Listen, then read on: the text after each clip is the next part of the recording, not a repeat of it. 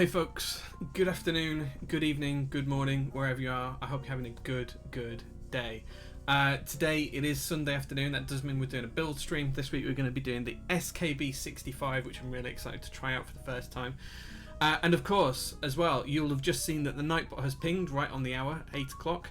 You can now join the J-01 Raffle, which is live on Novel Keys right now. The first person to get their raffle ticket in is going to get a small prize. It's nothing major. A little small envelope as well going to be in there. Yeah, the J-01 Raffle is live. So if you guys want to win a J-01 board, the raffle's all up. It's all live. It's all there. Go, guys, go. Just a big shout out to I Am Karcher. He was first today. He was also very quick to get into the raffle. He's just mentioned that as well. George is here too. He was nice and early as well. Pusher's here. Acidic Pure, Vogon, Slippery Pete, all Looped Helios as well. All the Dream Team here, nice and early. Thanks very much for joining, guys. Let me know if anything looks off sound-wise or camera-wise. Definitely good for you guys to give me the feedback on that. As I say, I am excited to share with you the J-01 raffle. I'm just looking at the page on Novel Keys now. I'll put the link into chat just in case you want to take a look at that. Raffle is going to run for a month, so I'm not quite sure where it got an O on there. Hold on, let me repaste that in. There we go, paste it in, should work this time. Meister Grinsepo, thank you very much for the 9 months of sub, and it says fast bot today. Is it already pinged? Gosh, it has. Yeah. Wow. Wow. Yeah, that's awesome. That's awesome. Really quick. Really quick. But yeah, the J-01 raffle's live. Go support some money. Go donate some money, sorry, for charity. Do the thing, click the button, send the money. Let's get some money raised for charity. Just so you guys are aware, it is for a full J-01. It's the original prototype J-01 that's going to be raffled off, and tickets are $5. You can buy as many or as few tickets as you like. All proceeds, 100% of the proceeds, will be donated to the Sue Ryder Foundation, which looks after people in hospices at end of life and provides them dignity and care in their final days and hours. So really good charity. They looked after me and my family and my mum when she passed away earlier on this year. So please do support that. I'm going to try and match as many of the donations as I can. I do have an upper limit in mind, but it is quite high in terms of where I'll match up to. So if you guys donate, I'm going to match penny for penny, cent for cent, everything that you donate. Novel Keys didn't want to tell me this, didn't want me to say this either, but they're going to be doing something similar. I'm not going to give the details away with that just yet, but Mike is an absolute legend. I'm not sure if he's watching or not, but he's such a nice guy for hosting this and for letting me run the raffle through his website. So please do go join, guys. The full J-01 is yours. It's all boxed up as a kit. It's sat at the side of me. It's ready to go, and we'll be drawing the winner on the 26th of December on the show on Top Clack. So that's a standard Thursday show, and you can buy tickets all the way up until the 23rd of December, so just before Christmas. So there's plenty of time for you to do this. I'm going to be shilling it constantly, so you're going to get sick of hearing about it, but just go and buy a ticket, guys. Thank you very much. Okay, so let's just catch up with chat. Gosh, I'm gonna have to scroll back. You guys have been talking a lot. Vogon says the raffle over. LOL. No, raffle's over when I say it's over.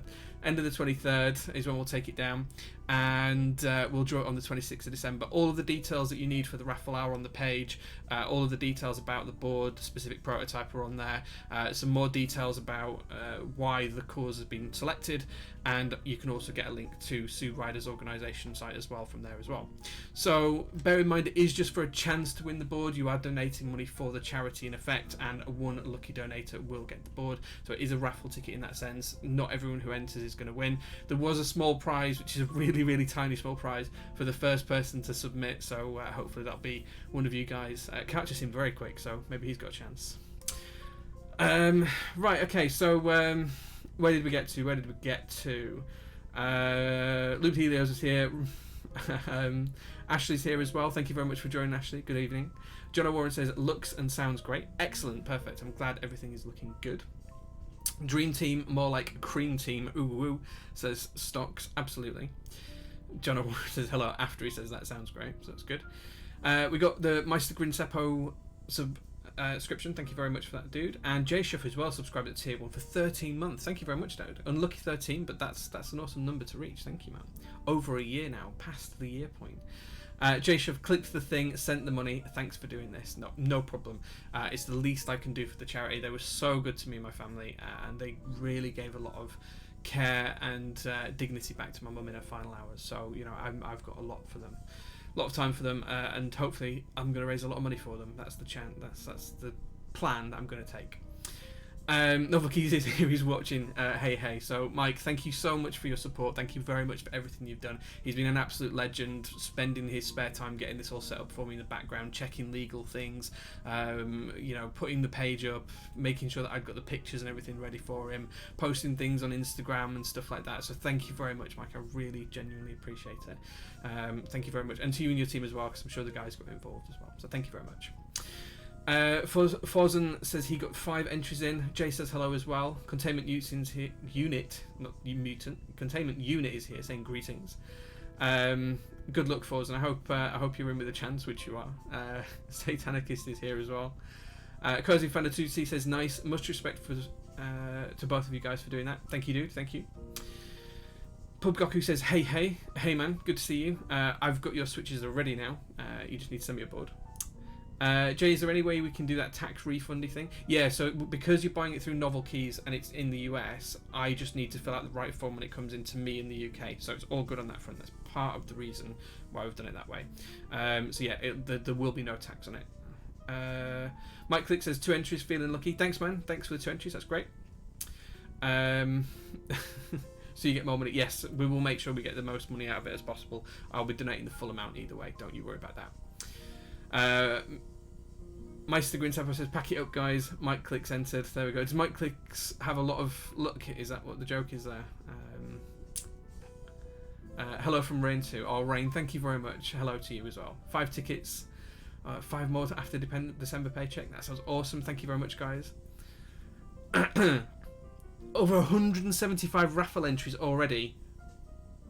Holy crap, guys. That's crazy. That's crazy. We were open 6 minutes and we got 175 raffle entries. That is unbelievable. Thank you, Mike, for giving us that update. Thank you. Mike, if you can also ping me and let me know who the first person to enter the raffle was. I do have a small prize I want to send out for them. So if you've got the name of the first person, I'll reach out to them, or an email address or something like that. It'd be great. Well, Not Even says, when you open Twitch but you don't notice for 10 minutes because it starts muted. Hi there. Hey, good to see you. Undercover Brothers here as well, saying afternoon, evening. Good afternoon. I think it's afternoon for you. It's evening for me, but yeah. He won both Nines and Alter on the MOD stream, if I remember correctly. Wow, that's crazy to win both. That's crazy. I can't imagine winning 2 key sets in one. That's awesome. 175 entries, yeah. I'm not sure if you can do each ticket individually, but if you order multiple Dark King, then I will make sure that you get multiple entries. I think you can change it on the site actually. Yeah, so you can do 2, 3, 4, 5, 6 on the site and then add to cart. So yeah, add as many as you want, and you know it just goes in there. Mike Click says GMK Streak. Well, now you need a board to go with the key sets, right? And what better than the J-01? It'd look great with either of those key sets. It looks fantastic with 9s, I'll be honest. It really suits it. Satanicist's got 5 in as well. More when he gets paid. Thanks, man. Thanks. I really appreciate that, dude. Really appreciate that. Novelkeys isn't letting me check out with more than 1 ticket in an order for some reason. Weird. Guys, if you can order more than 1 ticket, let Dark King know, because I think it's letting me add them to cart. Let me just check. Yeah, it's letting me add 4 to cart. Nice and easily, so yeah, should be okay. Stanicus says, I'm asking for raffle tickets for Christmas too. Wow, that's a great idea. Great idea. I am going to give a couple of raffle tickets as well to my Secret Santas. So if you've entered the Top Clack Secret Santa or the MK UK Secret Santa, you will be getting a couple of entries as part of that from me. So yeah, so look out for those. You can add multiple. Yeah, it looks like I'll be able to order multiple for the guys that I'm doing it for. Try again or update car. There we go. There we go. There's the solution. Zapocalypse has got the raffle command up. There we go. And then it binged it twice. Nice. Just saw my friend put in 120 tickets. Jeez, I'm so poor for this. 120 tickets. That's crazy. That's crazy. Someone repost the URL, please. Yeah, I've got you, dude. There you go. That's the URL. Go for it. Go for it. Holy Pantalones has just pinged me on Reddit saying incorrect about something. I'm not sure what. Weird. Okay. I'm on mobile and that one is broken. Works now. Thanks, Jay. 120. Yeah. Okay. Cool. Okay, great. So it looks like everyone's running on that. Go tell your friends. Go shill it everywhere. Let's raise some good money. As I say, I've got plenty of cash to put in to try and match as many of your donations as I can. Everyone else has been helpful. And the big secret as well is there's actually going to be some other goodies in the box, not just the board. So I'm not going to spill details on those just yet, but there is some other things that will make it very, very compelling reason to try and get hold of this. There's not just the board, there is some other bits and pieces going to be in that box. So yeah, look out for those. Okay, right, okay guys, so thank you very much for the support on that one. We are going to be building the SKB65 today. I've not really had a look at this board since I got it in, and I've had it for about 8, 9, 10 weeks now. It's just been sat to one side and I haven't really had a chance to look at it.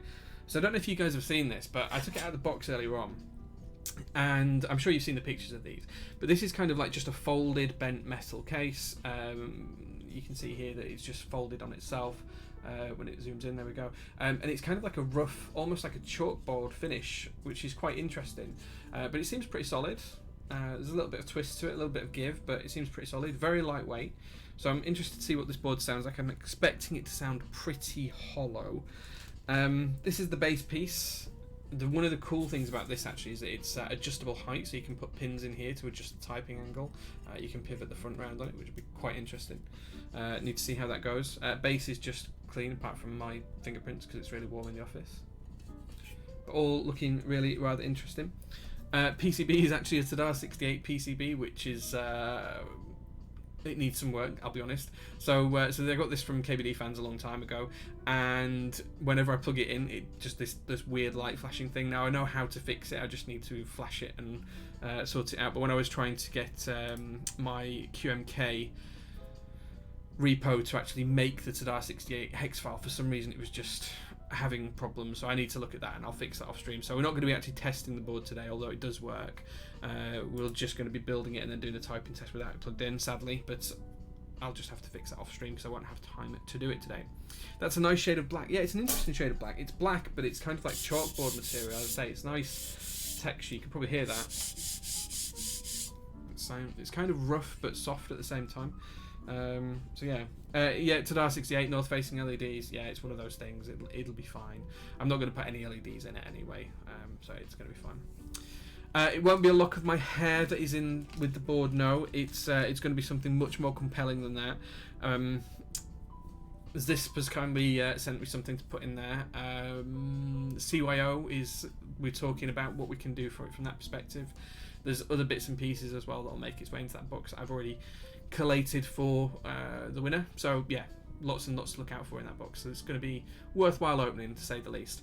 And of course guys, if you don't win and you are feeling a little bit flush, there will be the opportunity to buy the high bid version of the J-01, the second one that I'm going to give away, which will go to the highest bidder, and that's going to run in January. So that'll be open for a week or two in January, and whoever the highest bidder is over the course of that period, they're going to get the board. And again, all that money is going to go to charity as well, because that's the right thing to do, and I really want to support Sue Ryder because they're amazing people.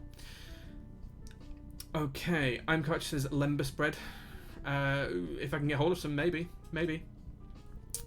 Using in switch LEDs. Yeah, I very rarely put LED in my boards. I think the only time I've ever done it on stream, it's been a customer build, not a personal one. So, yeah. Any guesses today what switches we're using, guys? Any guesses on what switches we're using today for this build? Considering they're in plain view, you should be able to guess, but we'll see. Yeah, George is right, Holy Pandas. 230 now. Guys, you're going nuts. 15 minutes and there's 230 entries. That's crazy. That's just shy of $1,000 already. That's unbelievable. Unbelievable. Holy Pandas, yeah. MX Browns. I do have some MX Browns for build. I'm waiting for my unicorn to turn up, my TGR Singer unicorn, because that's going to get vintage Browns in it. So yeah. Oh, I'll put it in the in the build thing. I forgot it was in there, but yeah. Holy Pandas and Everglide Slabs. There we go. Yeah. Jay's going to be the happiest bankrupt individual ever. Man, if you guys manage to bankrupt me by giving money, then I could never be happy with that. I could never be unhappy with that. I'd be ecstatic in some ways.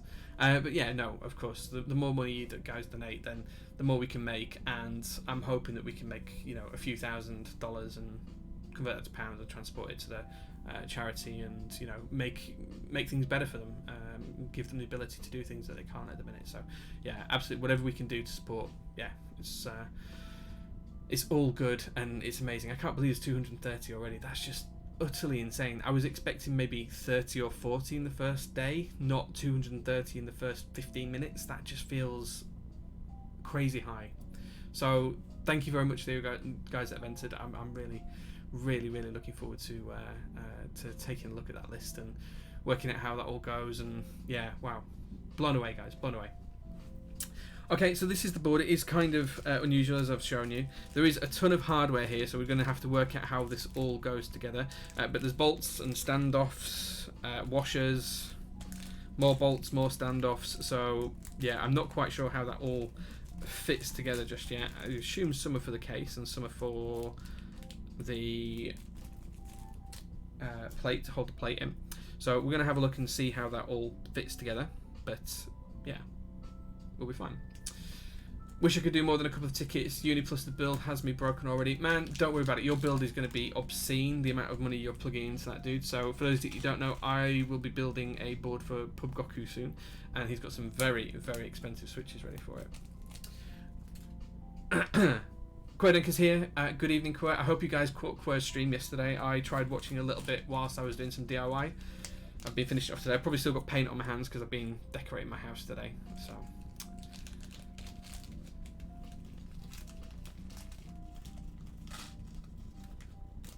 Daj says Nix's. You might be right. Yeah, you might be right. It might be Nix's. Just going to try and keep these little piles slightly separate while I work out what each bit's needed for.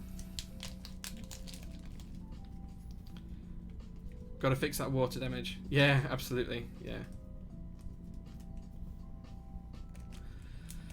So, is that where the Nixes are going? Good choice, Pub Goku. Yeah, they weren't my Nixes, the ones I posted on Reddit. They're absolutely for Pub Goku's build.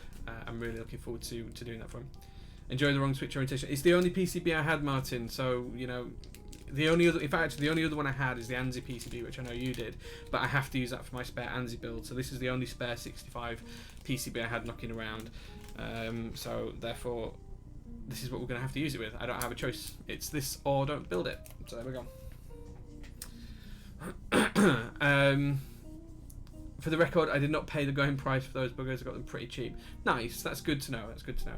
I was lucky enough to get some a short while ago, and I donated the board to Martin. But yeah, that basically means you can't really put caps on it. Well, if you think about it this way, Pusher, the board itself is going to be loud anyway, so the fact that the cap's going to touch the switch isn't really going to make a bit of a difference. It's not something that you can feel in terms of bottom out. It's more of just of a sound thing. So this board I'm not expecting to sound great anyway. There's been thousands upon thousands of these PCBs produced, so you know, it's fine. But it's either that or I never built this board, so it's going to get built this way, and that's it. It's fine. It's a PCB. It doesn't really matter. It doesn't really matter. Nvidia housings don't clack. Switch tops are slightly different. Oh, there we go then. There we go. Ashley's got to run. He's watching SEE with the wife. Kid is asleep. Good luck with the build. Thanks, man. Thank you. Appreciate that. And Talisman's here as well with his usual lighter emoji as well. And Zambamon as well. Hey, Zambu. Thank you very much for joining. Good to see you, dude. Okay, right then. So we're just going to crack on with the build. As I say, I'm not sure how this case goes together. I've not even looked at it since it came. It came towards the back end of the summer. Holidays, one thing and another, never got round to looking at it. It does need 1, 2, 3, 4, 5, 6, 7, 8 mount points for the plate. So I'm just going to see where we've got 8 screws, and that's going to tell me which ones go there. 1, 2, 3, 4, 5, 6, 7, 8. There's 8 for them, so I assume it's those. And I'm going to assume that they go top down. Perhaps not. Came for the SKB65. It's a really unique board. Thanks, man. Well, yeah, that's cool. You can also look at the J-01 raffle as well if you like, Zambu. It's for a good charity here in the UK, trying to support Sue Ryder, the company that looked after my mum in her final hours earlier on. 2 sets of mounting, depending on how deep you want the plate to sit. Ah, I see. Okay.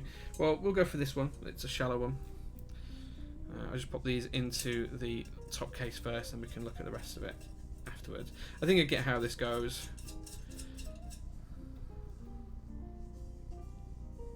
Yeah, okay, so just looking at these, I assume that these don't screw all the way through, so what you will do... Oh, do they go all the way through? If they do, then yeah, okay, so we'll put these on the inside to drop it down, and then we'll put the PCB plate on the top of that, and then the bolts on the bottom with a washer. Nice and simple. Nice and simple. Thank you, Anarchy. That makes it much simpler to build. As I say, I should have had a look at this before, but I was decorating all day. Literally only stopped painting the house 25-30 minutes before the stream started. So yeah, I've been doing the hallway, staircase, up ladders. It's been an interesting day to say the least. Okay, tolerances on some of these holes are slightly different, so that's interesting. Some of these, the screws need to be screwed through, others will just drop straight in, like so. Pop these all into place, and then once these are all in, we can carry on with the rest of the build. I'm going to be using some Everglide stabs today. Domesticated, well, yeah, it needed doing. We had a small flood in the bathroom the other day, and it damaged all of the plasterboard, so that all had to be pulled off, rebuilt, replastered, which we did yesterday, and then painted today. So that took some time, but it's all done. It's all looking good now. It just needs the top coats doing next weekend, and then it'll be finished. So yeah, another full weekend to do. Zambo says done. Thank you very much, my dude. Got to support these charities. As I say, Sue Ryder, they're so good. The people there are unbelievable. They're absolutely amazing, and nothing is too much trouble for them. Nothing is too difficult for them. They just give people dignity back at the end of their lives, and it's just an amazing thing to watch and an amazing thing to see. So I fully support them, and thank anyone that does donate, does buy a raffle ticket, because yeah, it's really nice. Martin, come on, please, man. You know, if you're not going to be polite, you don't have to watch. You know, it's a PCB. It doesn't matter. It's for one particular board. It's not like this is going to be used all the time. Come on. Okay, so as I say, we are going to build the board up. We're going to be using the Everglide stabilizers. So these are ones I received 2-3 weeks ago now. I'm just going to be using these. I'm going to build it ISO as standard for one of my builds. I'm going to clip them together, inject some lube, and then go from there. Yeah, it's going to do the same job, and even if it does sound, you know, the board's going to sound loud anyway. It's using Holy Pandas as well, so it's going to sound incredibly loud. So just the fact that the caps might touch is next to no difference for this particular build. And it was either that or I don't build my ANSI, so and use a Martin PCB instead. So yeah. Just got my raffle tickets. Thank you very, very much, Jeff Leopard. Thank you very much for that. Truly appreciate anyone who donates. As I say, I'll be matching every penny that I can. I do have an upper limit in mind in terms of what I can match, but that's significantly high. So, and of course, everything will be made fully available for people to look at afterwards. The amount of tickets that were donated, the amount of tickets that were bought, sorry, the amount of funds donated, and all that kind of stuff too. Okay, interesting. That one is broken, so that's come broken. So just to show you guys, the wire doesn't clip into this. Not touched this before. This is fresh from the packet. It's never been used, but the actual wire won't clip in to the front of the housing. It's just loose in there. So broken straight from the bag. Interesting. Let's hope there's no more like that.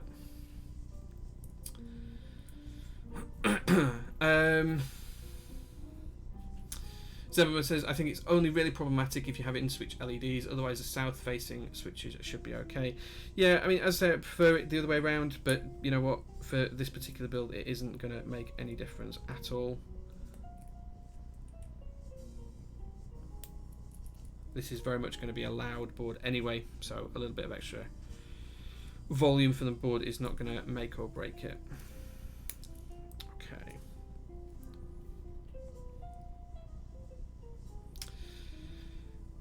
Perfect fine reason to use a PCB. I guess, yeah. What's going to be the name for this? The Office Peace Killer? No, this is actually going to go replace the gingham in the garage. That's the plan for this one. So in the workshop in the garage where I do my car stuff, this is going to be the board for out there. So it's going to absolutely make no difference. It'd be actually kind of nice to hear it over the noise of the engines when we've got the cars running. So yeah, we'll see how loud it is. Let's take that as the build aim for this board, to make it loud enough to hear it over an engine. In fact, that's all I need for those ones. We just need the spacebar. Okay.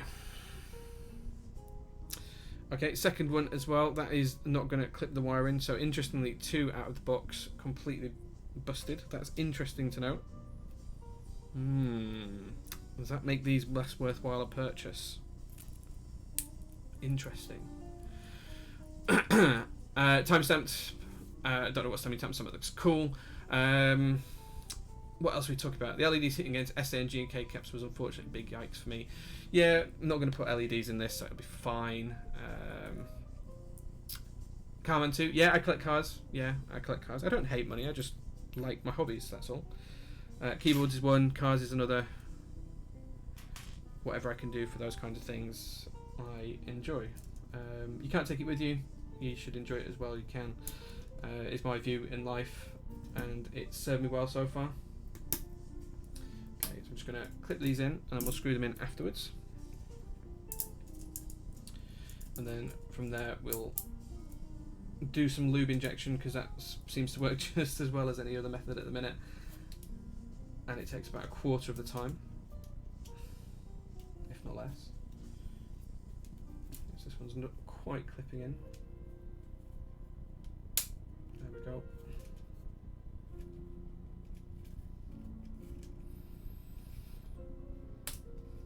Okay, there we go. That's clipped in.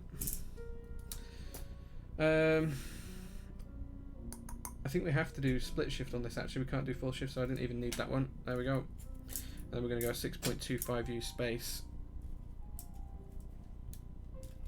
just because it's going to be more compatible with the keycaps I've got for the garage.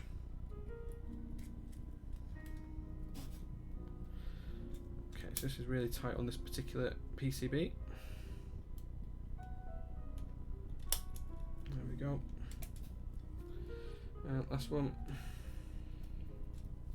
It's very tight here. This is the metal insert, just the threaded metal insert you can see just here. Pushing that into the PCB is quite tight. But once they're in, they're in. Okay. Don't forget to turn down the mic volume for the sound test later on. Yeah, I will do.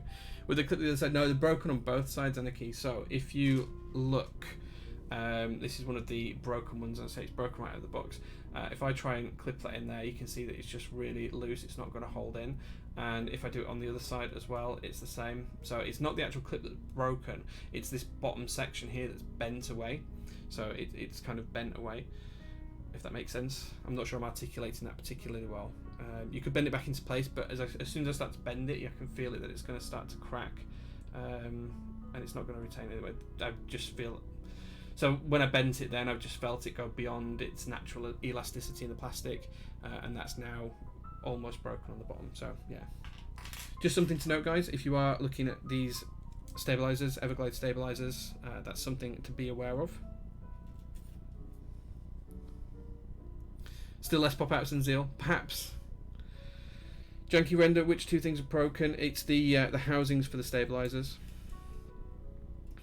Yeah, sorry, Anarchy, if it wasn't clear before, but yeah, it does definitely affect it. It's only 2 out of 16 stabilizers that I've used. None of my smoky ones were affected when I built the Doppelganger last week. I did do another build as well using the pink ones, a personal build off stream. That wasn't affected either. That's me. It's only the clear ones that have had the issue for me, and that was 2 out of 8 sets of stabilizers. Well, 2 out of 10 actually, because the other 8 are fine. So 2 out of 10. So 20% failure rate on them. That doesn't sound amazing, if I'm honest. Hopefully C3 ones are good. Yeah, mine are shipped now. They've left Taobao. Hopefully they'll be here soon. Those aqueous islands just fell apart when lubing. Oh gosh, that's not good. But I think the reference was to the original Zeal stabilizers, which had a lot of problems a few years ago. Okay, so there we go. That's all put together. Also, I note as well, there's not enough screws in the packet for all of the stabilizers. I only had 3 screws left, but I had 4 halves of stabilizer, so 4 left to screw in. So 1 screw too short. Again, interesting. Okay, so we're going to use my really quick and dirty cheap method of lubing here for these stabilizers that seems to work, where we're just going to inject into the stabilizer, the front and the back, a ton of dielectric grease. And then we're going to move that around. This seems to work just as well as brushing the lube on, but it takes far less time.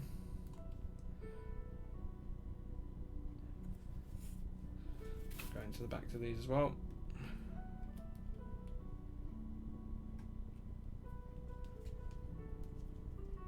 Okay, almost done.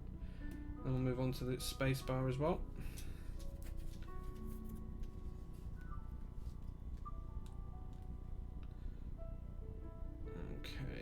Your mileage might vary with this, guys. It's just faster and easier for stream, especially when I'm on a time limit like today. I do find that working with 205 grade 0 for stabilizers is still the better option for what I would class as permanent builds. This build's likely to get taken apart at some point in the near future anyway. Okay, just about done. There we go. Make sure there's no rattle as we're moving them around. They all look and feel good. No stickiness, everything's moving just fine. Lube's all now nicely moved around in the housings as well. Okay, I've got some sort of pop-up here. Let me get rid of that. There we go. Gokko asked what cars I have, Jay. I've got a few. I've got a Vauxhall VX220. I've got a Caterham 7. I've got a Datsun Fairlady. And then I've got a VW Beetle. And I've got a Kia Sportage, which is pretty new. I've got a Mazda 6, which is pretty new. And then we've got a Peugeot 107 as well. There we go. That's the list of cars. Uniwork finished. Legs up. Good stream. Iced tea. Good times. That sounds fantastic. Does it need to be re-lubed more often, Jane? Not in my experience. This works just as well as any other method if you're using dielectric grease. I would not use it for 205 grade 0 or other lubes that you might want to use in your stabilizers. They're still better with a brush. Okay, so from there now, guys, what we're going to do is just make sure that everything fits into the plate, and then we'll carry on with the build from there. The plate that I've got is slightly bent, as I'm sure you can see from that angle there. The plate is not fully flat. It does stand off the table in the center, so I'm going to just try and bend that a little bit. See if that's going to be straight. Okay, now it's gone too far. Okay, that's close enough. Again, it's a really heavy plate as well. Okay, and these are not PCB mount switches, these are just plate mount switches, so once we put a few of these in, we will have to solder it to be able to carry on. Or alternatively, try and line all of the switches up at the same time, which is not usually the easiest method in my book. So what I'm going to do is just put a few switches in, solder them in place, and then we'll carry on with the rest of the build from there.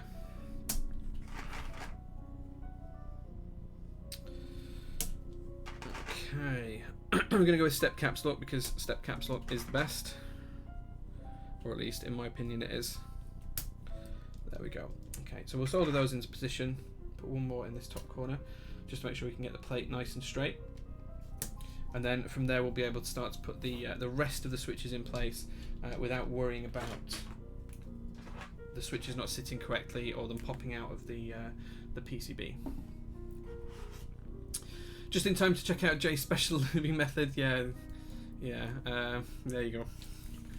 Well, the interesting Satanic is about the VX220. It's exactly the same as the Lotus Elise on the chassis side. It's just a completely different body, and there was multiple different engine options as well. But you could have the same engine in both cars depending on which options you picked.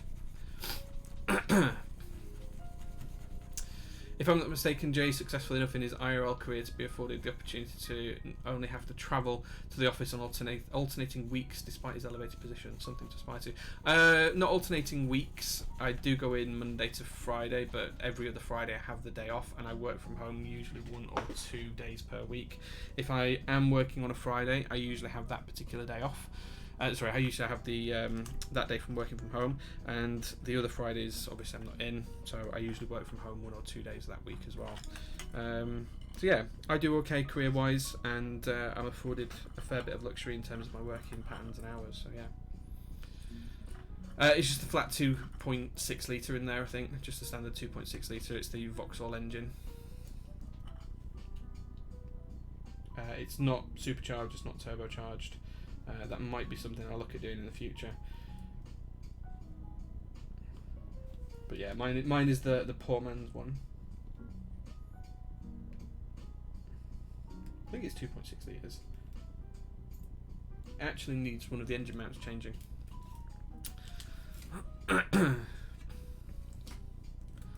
Yeah, technology deployments for a bank is what I do. Yeah.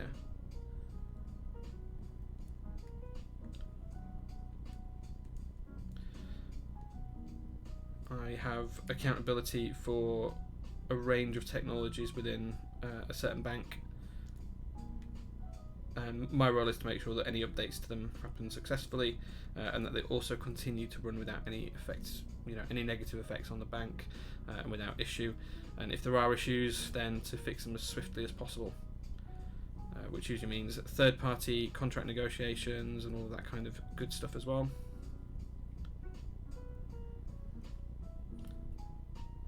Okay, so I'm just soldering these few switches in, just making sure that I'm pressing everything together so it's nice and tight when I'm soldering them in, and that way it means that we're going to have no movement in terms of the switch positions or anything like that. Everything's going to be together just nicely as it should be, so the plate and the switch gap is going to be correct all the way around. Everything's going to sit flush.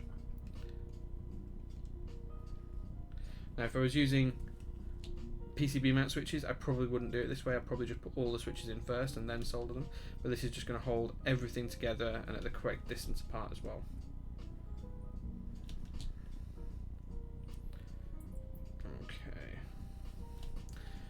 Okay, I think that's all of the switches I put in there. Oh, one more left to go.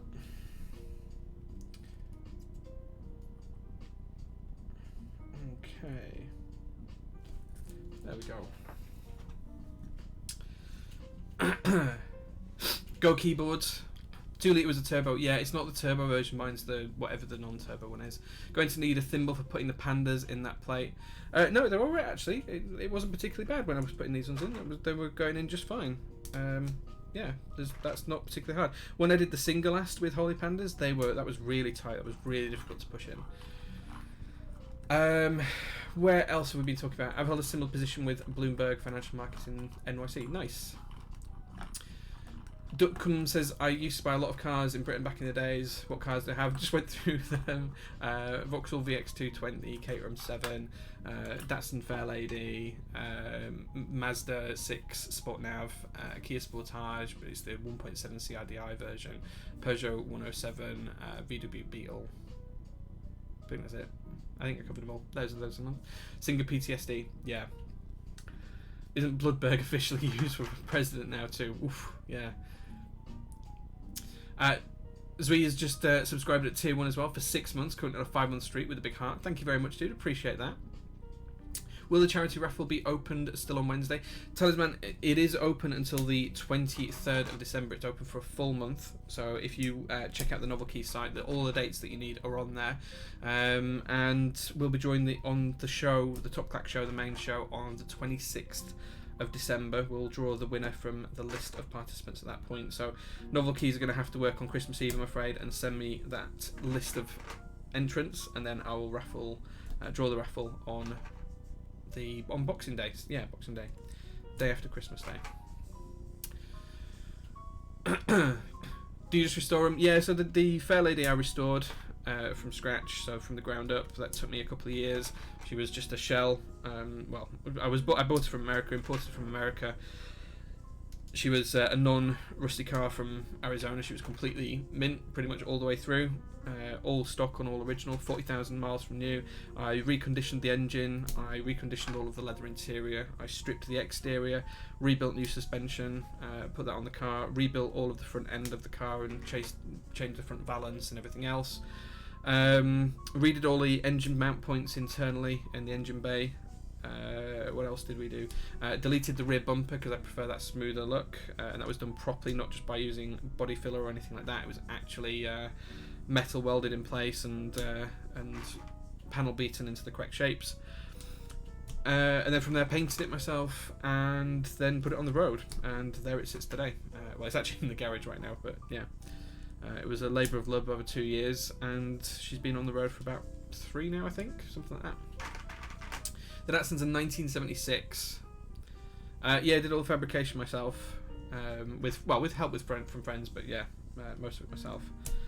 I'm pretty handy when it comes to welding, panel beating, painting, all that kind of stuff. I'm fairly good with. Straight Clash is here saying hello. Top Clack, I have to get going, but one last update, over 300. Have a good rest of the team. Mike, thank you very much for joining. I really appreciate that. 300 raffle tickets sold, guys. That's absolutely fantastic for the first 40 minutes. That's unbelievably good. So thank you very much, guys. I really appreciate that. Thank you. Whew, that's making my evening, is that, guys? That's going to give me a ton of money to donate to Sue Ride. It's going to give me a ton of money to support people going through difficult times. I'm really, really happy about that. Thank you, guys. I can't say thank you enough. 300, yeah, right, Satanicus? 300. Do you have pictures of the cars we could see? Yeah, I've shared pictures on the Top Clack server a number of times, so yeah, you can dig them out. If not, you PM me. I'm happy to always talk cars and send pictures. So yeah, just PM me and I'll send them over. Wide body kit when? Not for the Datsun. I dislike them. I don't like the look.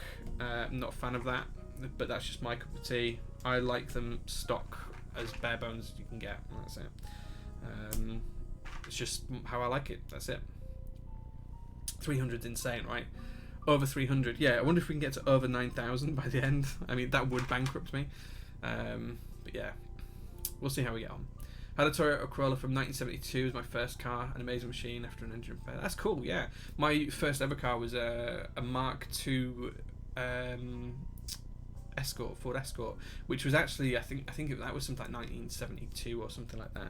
It cost me £60 about 11-12 years ago, and it was horrible. It was just in such bad condition, and it lasted me about 6 months. So yeah, and then it's gone. Do you ever go to track days in your cars? Yes, absolutely. I love doing track days. Usually try and do 4 or 5 a year. Yeah, absolutely love track days. What's my daily driver? I have 2 Mazda 6 Sport Nav, and I've got a Kia Sportage, just depending on what I'm doing on the days. And those are my 2 daily cars. 6 months for 60 quid, that ain't bad. Yeah, it wasn't bad at all. Yeah, it was pretty good going. So Anarchy, you were wrong about me needing the thimble, man. These are going in dead easy. Either that or I'm just bending all the pins, but we'll check that before we solder it. Have you ever done a motorcycle track day? No, I do have a bike. I've got a Yamaha bobber that I built myself. It terrifies me, so I don't use it very often. Okay, so the last thing I'm going to do is just grab some keycaps just to make sure that I'm putting stuff in the right place on this bottom row in a second. But I think we should be okay. Yeah, not everything's going to hold in place here, sadly, but we'll be able to fix that with a bit of solder shortly. Absolutely love bobbers. Yeah, new RS6. Yeah, I don't mind them. As nice as they are, I wouldn't want an RS6. I don't think. It's just not a me car. They're fine, they're great, just not something I personally would want. Okay, I think I've actually worked out where these all need to go. So we're just going to go for the 1.25U bottom row, and then the 2 1.5U keycaps on the far side of space. Just because that's the layout I want to use.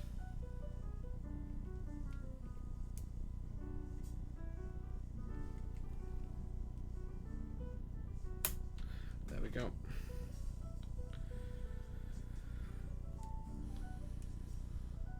Okay, does that look right? just needs to move over just a tiny bit. Where's my switch puller?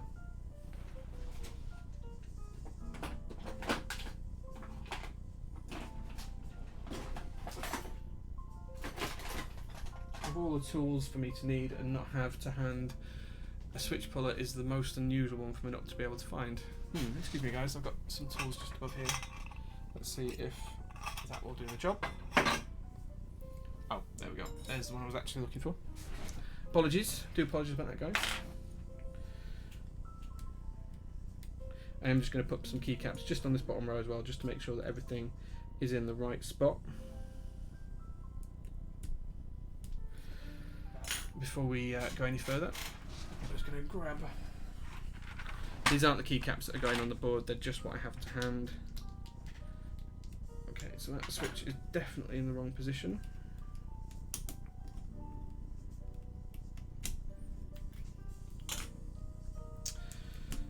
There we go. I say these are just what I have to hand, just to make sure that everything is looking okay. It's all looking fine there. Let's need another 1.5 U. There we go. So there we go. We can see that the bottom row is looking good. And then we just need to pop the spacebar one in the centre. There we go. So that's all looking nice and fine. Next thing we're going to do is just solder the loose switches into place. There is a couple of them that are going to drop out, so what I'm going to do is just solder one pin first, and then once I've soldered one pin, we're going to go back from there. We'll make sure they're all level and lined up, and then solder the next one. Okay. lots of chat going on here. I bet the Caterham is a favourite on track. It's actually not built yet. It's a kit car. I haven't built it, so it's not been on track. But I have driven one on track before. Fat boy tyres, not being able to turn is the way to do it. Yeah, it's dangerous and it scares the hell out of me. Oh dang, that's with the Everglide stabs. Yeah, these are the Everglide stabilizers. Yep. Are they worth it? 2 of the 8 were broken, so 2 of the actual housings out of the pack of 8 housings, 10 housings, sorry, was broken. So 8 good ones, 2 broken on the clear ones. I didn't have any issues on the smoky ones or the pink ones, but there was also a single screw missing from the clear ones as well. So your mileage may vary, but yeah, that's what I found. Okay, so as I say, I'm just going to do the switches that are a little bit loose. So that's all these ones on the bottom row, and any that fall out as I flip this over. Yeah, so there's going to be a couple that fall out. Yeah, there we go. So I'm just going to do the ones on the bottom row really quickly, one pin at a time. Then once we've done one pin, we'll come back, check everything's level, and go from there. Straight Class says same problem I saw. So it's just the fact that these don't let the housings, sorry, they don't accept the stabilised wire. They're just completely bent out of shape, out of the box, classy. So I don't know if that's exactly what you saw.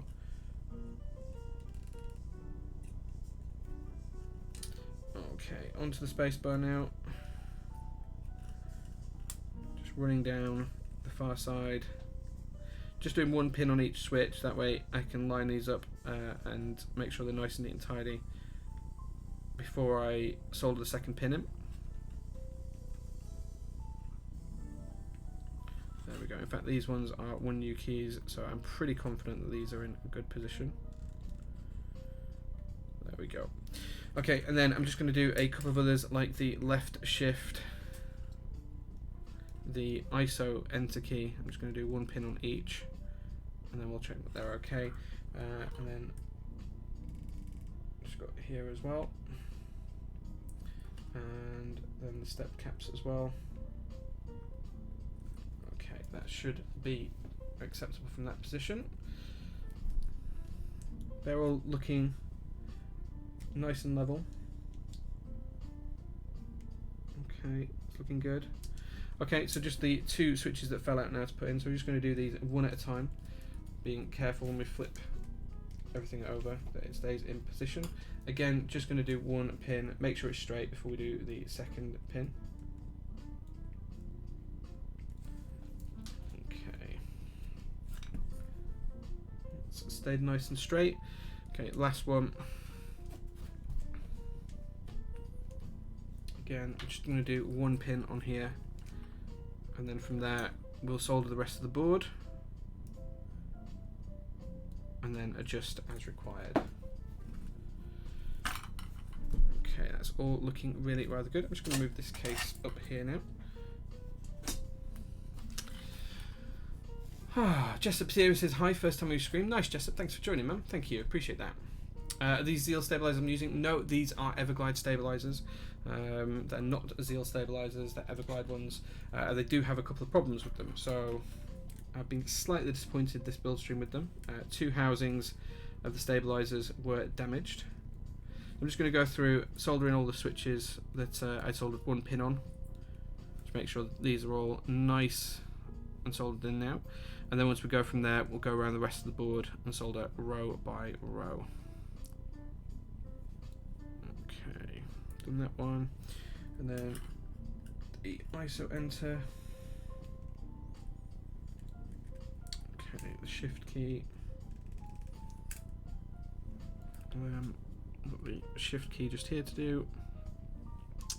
And the secondary ISO function on that side as well. Okay, now we're just going to go row by row and solder the rest of it. A Zeal stab's okay, besides they're very expensive. Money aside, is Zeal okay? Money aside, they are just fine. They're probably the best stabilizers in the market, but they are the most expensive stabilizers in the market. So you pay your money, you take your choice. There's plenty of other options. GMK, EBBT, C3 are just doing their stabilizers. Sorry, not EPBT, I meant Everglide. Duroc are also doing their own range of stabilizers. I haven't tried the Duroc ones, but I do understand that they are almost identical to the Everglide ones. So identical, they might even be made in the same factory. Okay. I'm just going to go through, solder this all together.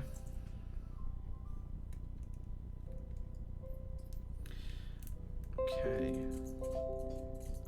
And just while I'm doing this, guys, don't forget you can join the J-01 charity raffle on novel keys right now if you're interested in that. You could win a board for a $5 raffle ticket. Either way, you're donating to a great charity. Sue Ryder Hospices here in the UK. They support people and their families in their final hours and final days, providing end-of-life support and end-of-life care for thousands of people every year.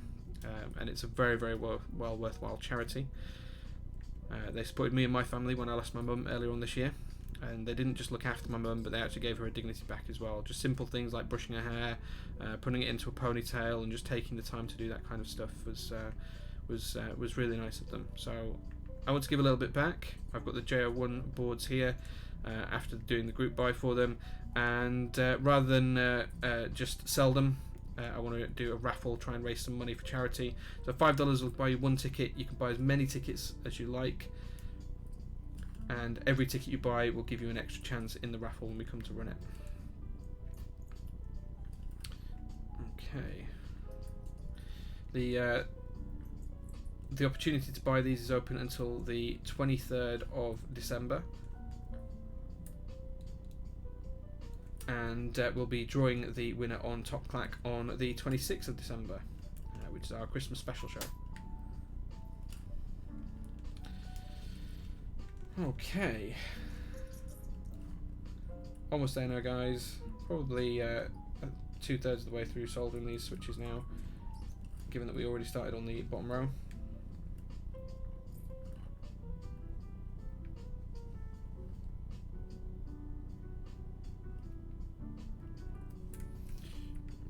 Almost there now.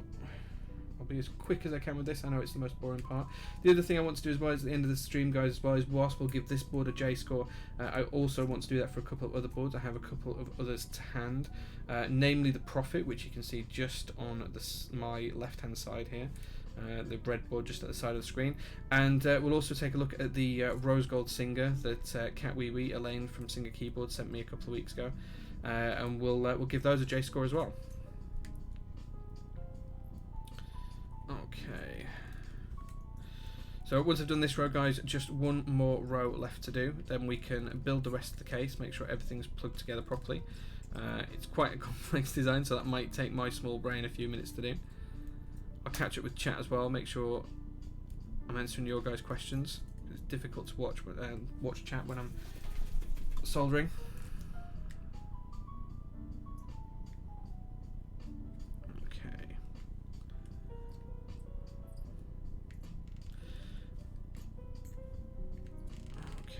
making good progress though.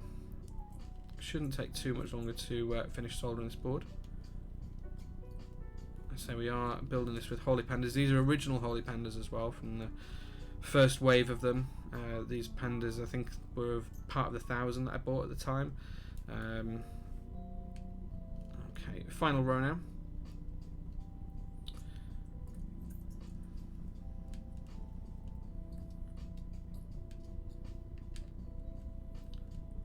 Okay, it's taking a while to flow on that one. There we go. And so this PCB does need reflashing. It's in bootloader mode at the moment. It won't kick out of it. I know exactly what the problem is. I've seen this before on Tadar 68 PCBs. But I'll fix it in due course after the stream because it's not something I want to do on the stream. I'm sure it's not something you guys want to see on stream either.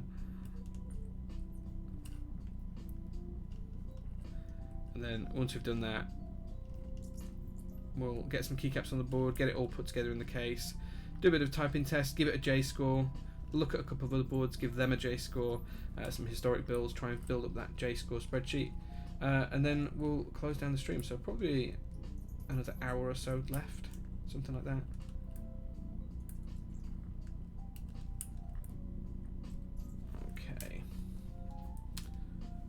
Okay, 159, gifted 10 tier subs. Sorry, dude, I completely missed that because I was soldering. Wow, thank you, dude. Holy crap, that's cool. New R4 tab key meta. Yeah, it was just the one that I was putting on. Stream issue, you saw classic. Nice, okay, vindicated, yeah. Durek and Everglide have the same OEM. Yeah, I was trying not to say that, but yes, you're right. Thank you for the advice. I've never been on your stream, but I've seen a lot of your YouTube vids and they've helped me a lot. Nice, man. Thank you, dude, for the support. Can I just donate on the minute chance I win? Can I just forfeit it? Zui, if you win the board and you don't want it, then that's entirely up to you. You can put it for sale, do what you want. It's your board at that point. If you win and you want to reach out to me to sort something else out, then I'm fine for you to do that. But thank you very much, 159, for the 10 tier 1 subs to Top Clack community. Thank you very much for that. That's now 81 in total, so that's a huge number. Thank you very much, dude. Quite a few people got them there. Nice, thank you. That could have been used for raffle tickets.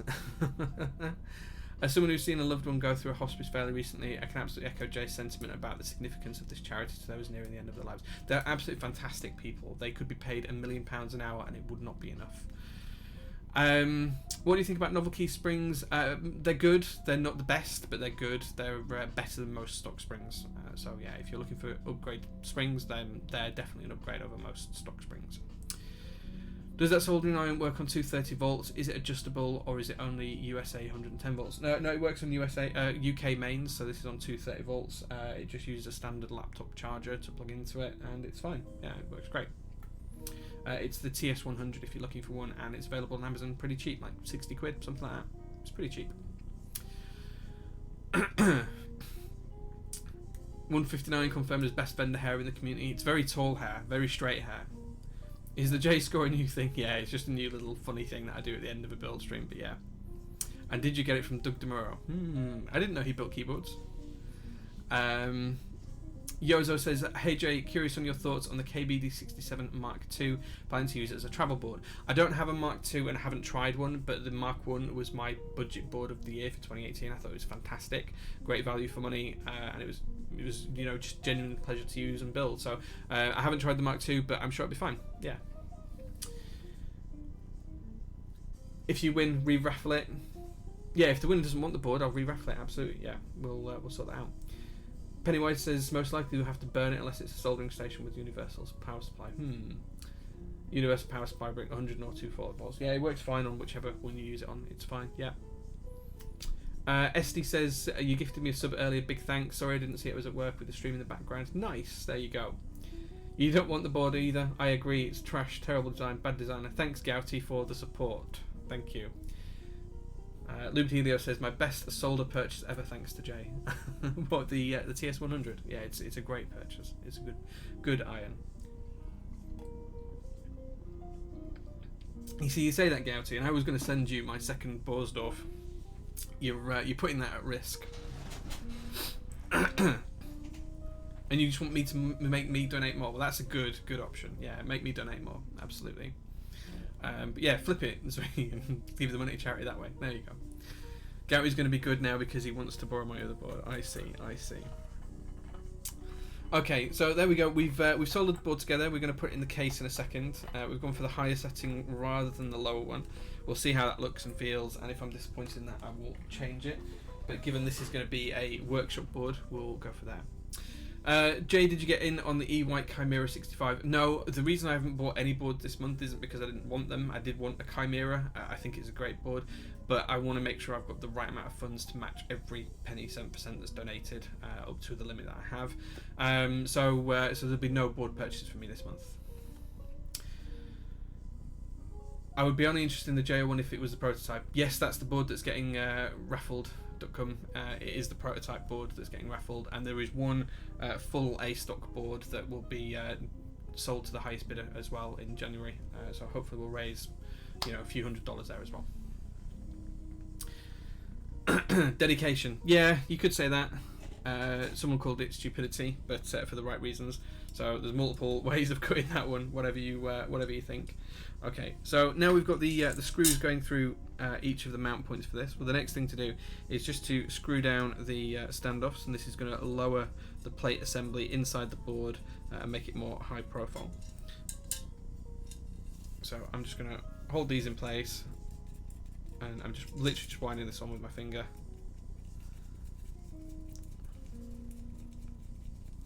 And I'm only going to do these finger tight anyway. There's no need to do these overly tight or anything like that. I think that's the one from there. Just going to work my way around the board, put these in, try and keep up with chat. What do you think to the new Rama M65B and the mute mount system? So I think the M65B is a really nice board. The mute mount system I haven't had a chance to try yet. I don't think it's going to make it that quiet, if I'm honest, but I don't think it's going to do that much either.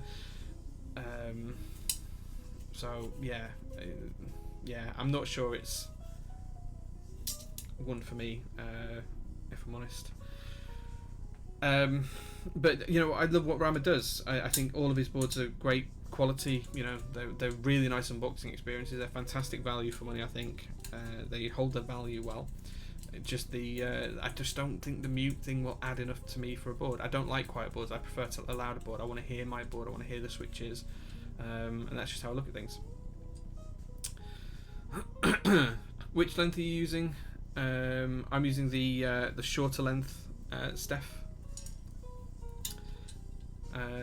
Mantic Zeus was going for demonic, didn't get it. That's a shame. Did my C3C stabs arrive yet? No, they're in the post somewhere between China and the UK.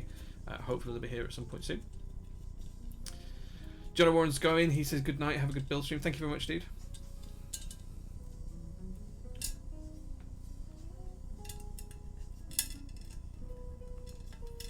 I will say one thing about the feel of this board is it's interesting, but it does make my teeth set on edge.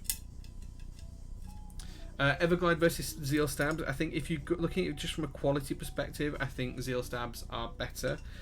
If you look at it from a sound perspective, I think they're negligible. If you look at it from a cost perspective, I think, well, Everglides are significantly cheaper. So I think you can make your own choice from there. Yeah, Zeal Stabs for quality, Everglide Stabs for price, sound, they're pretty much even. There you go.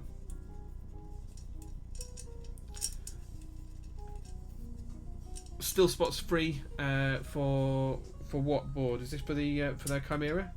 I'm surprised if there is spots free for the Chimera. I thought that would do pretty well and be sold out already.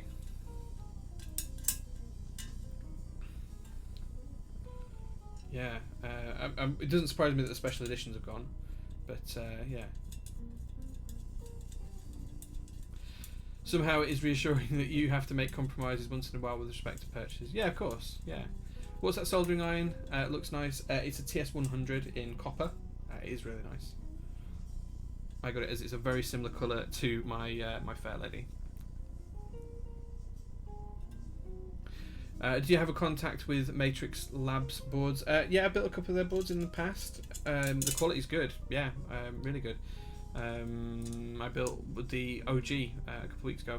It sounded amazing. It sounded better than it looked, if I'm honest. I was not expecting it to sound as good as it did. Just to point out, the Fair Lady is a car, not a woman. His wife isn't that colour. Yeah, the Fair Lady is a car. It's a Datsun car from the 70s, yeah. Also known as Nissan. But only, at that time, they were only known as Nissan in Japan, I think. Kind of like the Noah in interest checks, I was wondering. I haven't seen the Noah, actually, I don't think. Give me a link, let me take a look at that. Perhaps I have and I just don't recall it. I look at too many boards and too many interest checks. Okay, so almost there with these now. Are you streaming from the UK? What are your streaming times? Would love to see more of your stream in the future. I am, yeah. I am in West Yorkshire. I stream every Sunday 8 PM until I'm done. So that's usually a couple of hours. And I stream at 3 AM every Friday morning for the Top Clack main show because it's an American show. So yeah, that's there's 2 streams that I do. This way, there we go.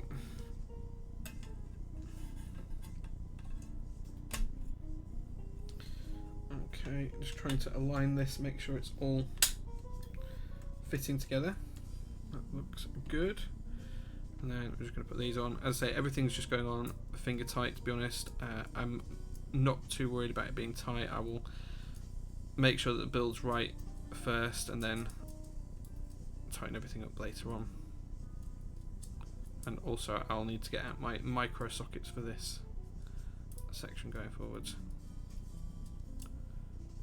Gosh, these are difficult to do.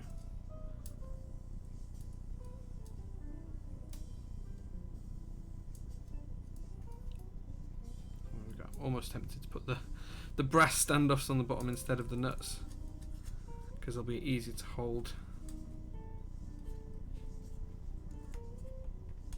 That's looking okay.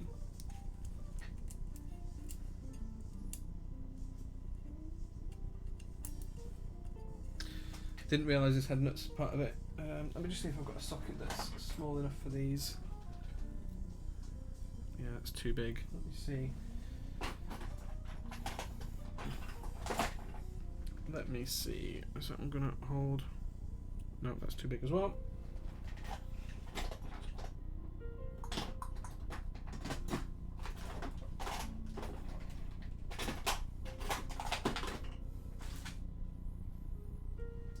Okay, yeah, I don't have any sockets holding it that'll hold onto it in the workshop. Sorry, there will be some in the garage. I will do those later. We'll just finger tighten these on now. It's going to be more than tight enough to support the board and to do a sound test. There we go.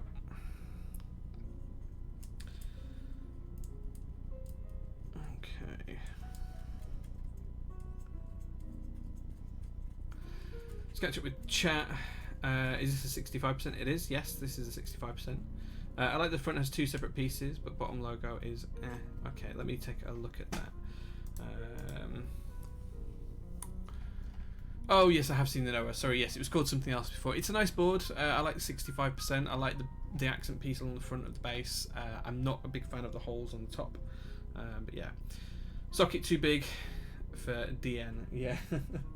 I do have some sockets that will fit these, but as I say, they're in the garage, not in the house, and I'm in the upstairs office at the moment.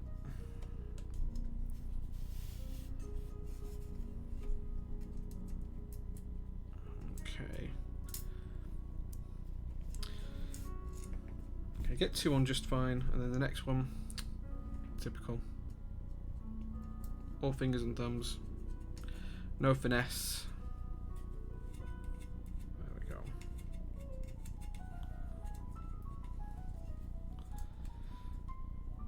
Do the holes have any purpose? I think they're indicator LEDs, I think, or you can put indicator LEDs in them, I suspect.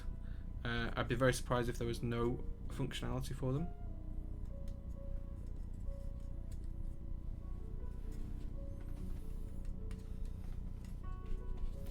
Okay, there we go.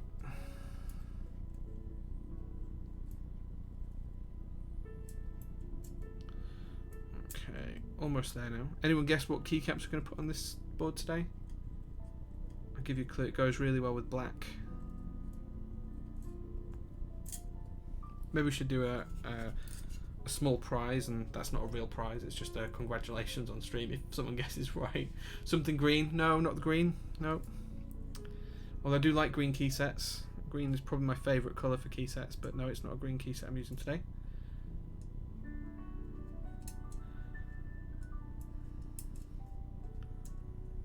I'll give you a clue. It's purple and has full UK ISO in base. And it's about to go into round 2. There you go, those are clues. Green and monochrome is my thing. I love green. It's not minimal. George is right with tarot. Zambamon's right with tarot as well, both at the same time. Daj is right with tarot. Talisman's right with tarot. There we go. Okay, I'm struggling to get this one on now. Typical. There we go. Must be flow. No, tarot, baby.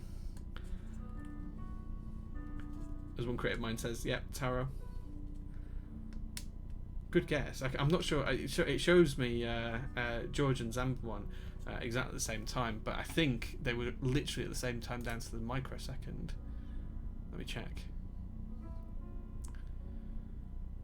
Yeah, like down to a 1/10 of a second, they were both identical times. So don't know why it came out that way, but for me, it's showing George got it first. So congratulations, George. Well done. Your prize is the congratulations on stream, as I said before. On my screen, George was faster. Yeah, on my screen, he was faster too. But it shows at exactly the same timestamp, down to the 1/10 of a second. Okay.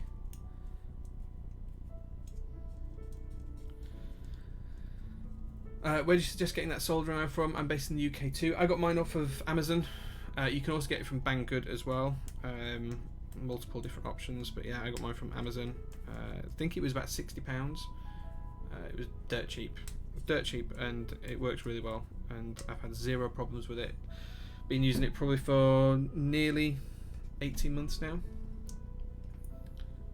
I wish to join the hobby earlier so I could get the Iron 165 and get rid of that board choice headache. Yeah, so I got the Iron 165 FE. I actually built one on stream. I had to send that one back. I have got my personal coming. I'm really looking forward to that board. I thoroughly enjoyed the one I had for a short period of time. I thought it was absolutely excellent as a board goes. It was really, really nice. Okay, so this one we might not be able to do on here because it's right underneath the USB port, just so you guys can see. Look, just there. That's what I'm going to try and get into with my fingers. I'll give it a go. If we don't get it in, then I'll just skip it. Yeah, I love the badge. It's so clean. Sadly, the one that I had... Oh, do you know what that went on? First time. First try. First try! There we go. Sadly, the one that I had, the clear coat hadn't been done on the badge, so it got patina, but the base hadn't. But he has now embraced that patina as Luke Barron, one half of Smith & Rune, and gone with the patina and spent some time actually making it go really nice green colours. So yeah, it's all over Instagram at the minute. So just going to move my soldering iron out of the way. Now we're finished with that. Okay, grease marks all over the place. Okay, so there we go, guys. That's the board. As you can see, it's now set down in terms of the plate because of the way we stepped it off. So you can see here's a little ledge. The good thing about this board is it'd be nice and easy to get the compressed air in to blow it out when it's working in the workshop. If there are any issues with dirt or anything else, grime, all of that kind of stuff. Okay, so the next thing to do is to connect the front part of the board. So for that, what we're going to do is push the bolt through from the inside, from the outside, through the case. We're going to push it through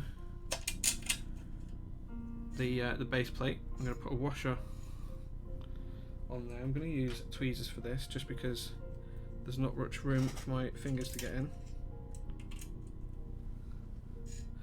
And then we're going to try and pop the bolt on.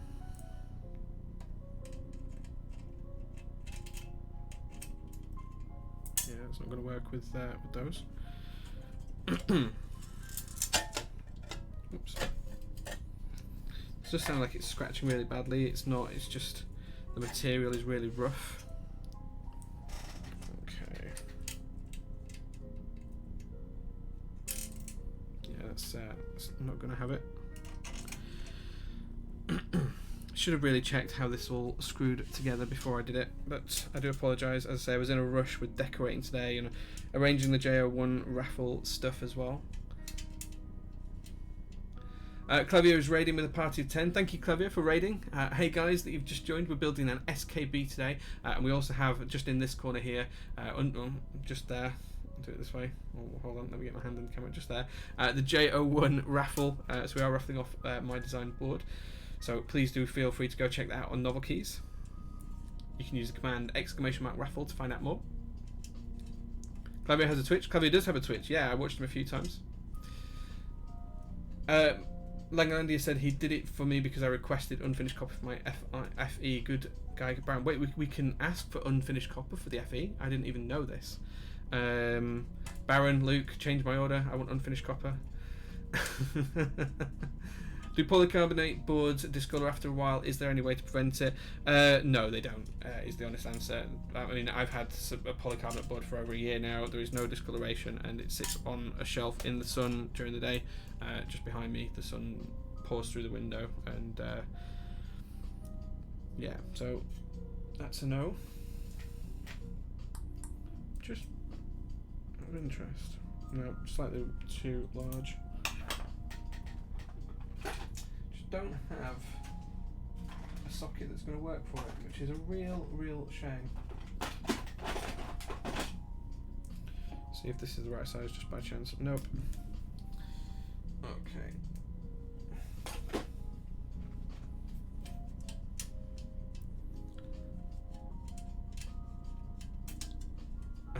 Langalinda says no, you can't. I lied. Shh. Dude, don't be doing this to me.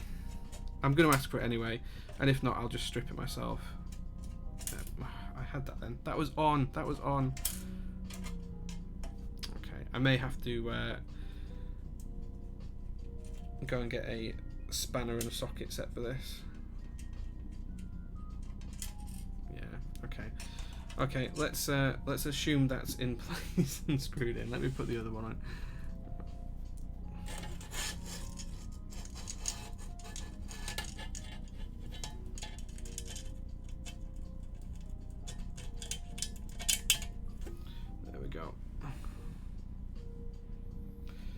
Do you know how I might resolve this? I might put the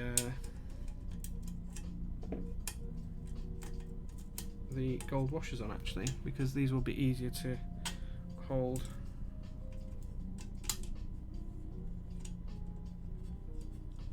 And they shouldn't get caught in the way of anything.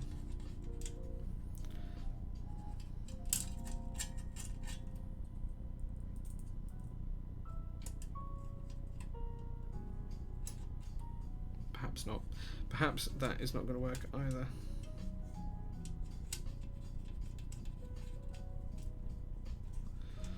Yeah. Okay. Cool. We'll leave that. We'll assume that those are done. I'll finish that off stream. Okay. The next thing we can do. In fact, actually, maybe that's going to make it a little bit easier to get this on. Probably not. No. Okay. We're just going to have to do those off stream, guys. I'm afraid, because I don't have the tools to hand, and I don't particularly want to go out to the garage in the dark and start rooting around in toolboxes to try and find them. Okay, but you can see how that works. Nice and easy to get to. The next thing we can look at as well is if I just lift this up, we can actually change the height of the board. And what we can do is you can put a screw through different heights. So I'm just going to go for the second highest option and see how that feels. In fact, if I do it this way for now, we might get a bit more luck. There we go.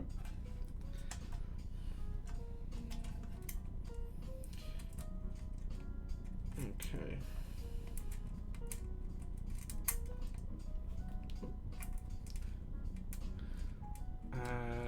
Talisman is saying Top Clack's preferred tightening order. Not that type of case, I'm afraid. But yeah, my Java Jive has arrived. Nice. Board build is kind of something different with those screws on top. It ain't my thing. I love it when it's clean or screws are really decorative. Spanner equals a wrench. Yeah, it's the same thing. Yeah, I get that, Langlandia. It'd be easy to strip it. Yeah, it's dead easy. Yeah, I can just put mine in the sandblasting cabinet and do it that way.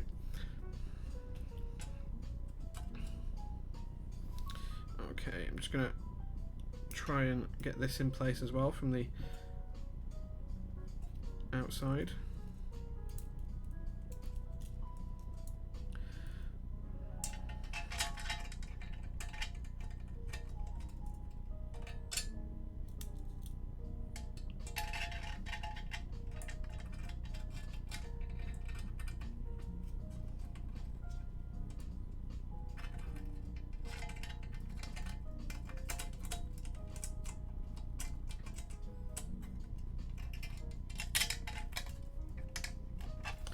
I'm just trying to push this through at the minute. There we go. That's in place. We'll just pop this on the outside, and then it's all held together, at least somewhat, until I can get into garage and get the right tools tomorrow after work. Okay.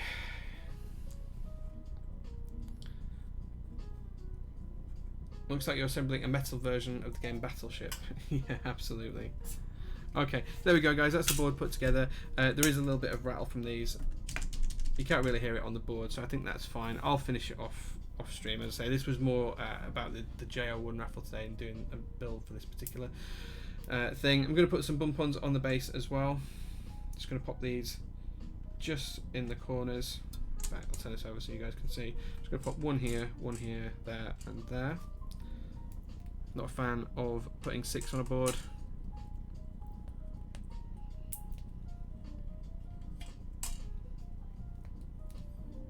Try and make sure they're somewhat even. There we go. Okay, great. Okay, so that's the board put together. We'll get GMK tower out. Give the board a wipe down later on. I don't have my cloth to hand. Usually do. Woefully underprepared today, guys. Okay, and so we're going to use GMK Taro, one of my favourite purple sets of all time, and thoroughly glad it ran using full UK ISO support as well, which is always beneficial for me. Okay. Soren's here as well. Say hi, Soren. Soren, excellent news on the IDB server today. I was really glad to see that Pingu has returned. That's probably the best news I've had all week. Aren't the screw heads supposed to go on the outside? Yeah, they are, Slippery Pete, but it was just because I don't have the right wrench, spanner, whatever you want to call it, here to hand to be able to put them in the right direction, correct orientation. I'll rectify that at some point soon. I'm going to go for the yellow escape key just because it looks fun, fresh, different.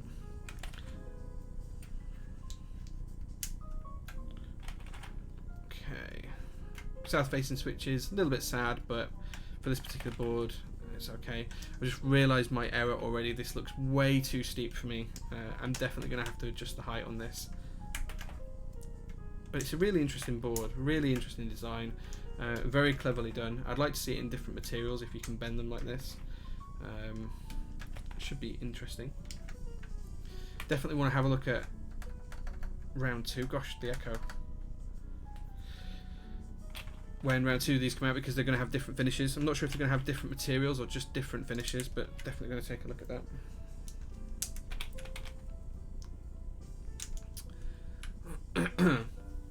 I hate the look of this case, says Soren. Yeah, it's not for everyone. This is going to be for use in my workshop.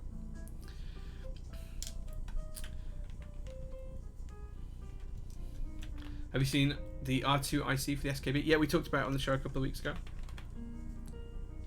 No plum. I didn't say it was plum, I said it was taro when everyone asked. Or when everyone was answering me, I said it was taro. I have mine at the flattest angle and use the deeper standoffs. Yeah, I like the standoffs on these ones. The deeper ones might be better for SA or something like that, but these hugs the keycaps nicely. I think this is just fine.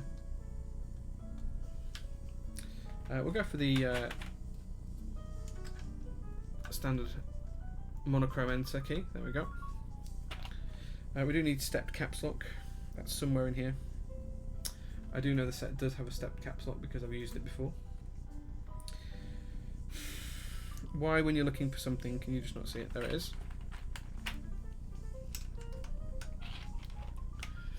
What stabilizers? These are the Everglide stabilizers in clear colorway. I did have some issues. 2 were broken straight out of the box or out of the packet. They were unable to clip the wires in the front. They didn't break when I tried to do anything with them. They were pre-broken, pre-stressed plastics. Gotta have that dank high profile. Yeah, high profile's nice. It's only steel for the material, then just different colours. Yeah, we talked about it on the show a while back. But it'd be nice to see them in different materials and stuff. It would be interesting. Okay, make sure I'm getting the right keys in the right place here.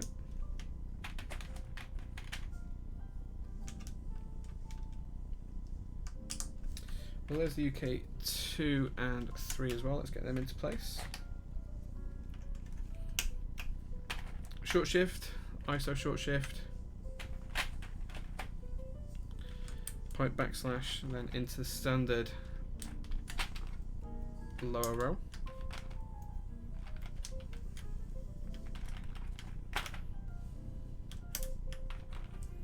Okay.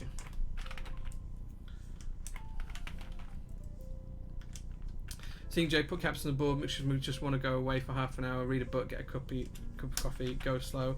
What am I supposed to do? How am I supposed to go any faster than this? What on earth is going to make me go faster than how I'm putting these on the board?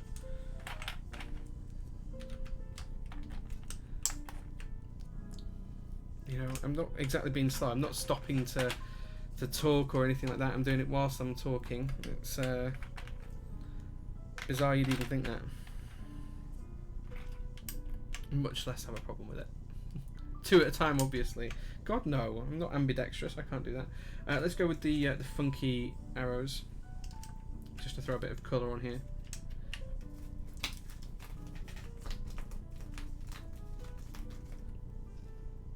Okay.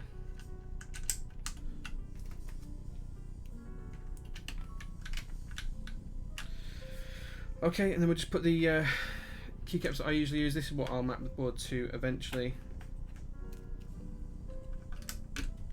I'm going to use the hack key instead of an FN key. I just need the right page down key now. And where's that? There it is. There it is. Okay, so let's move the keys to one side.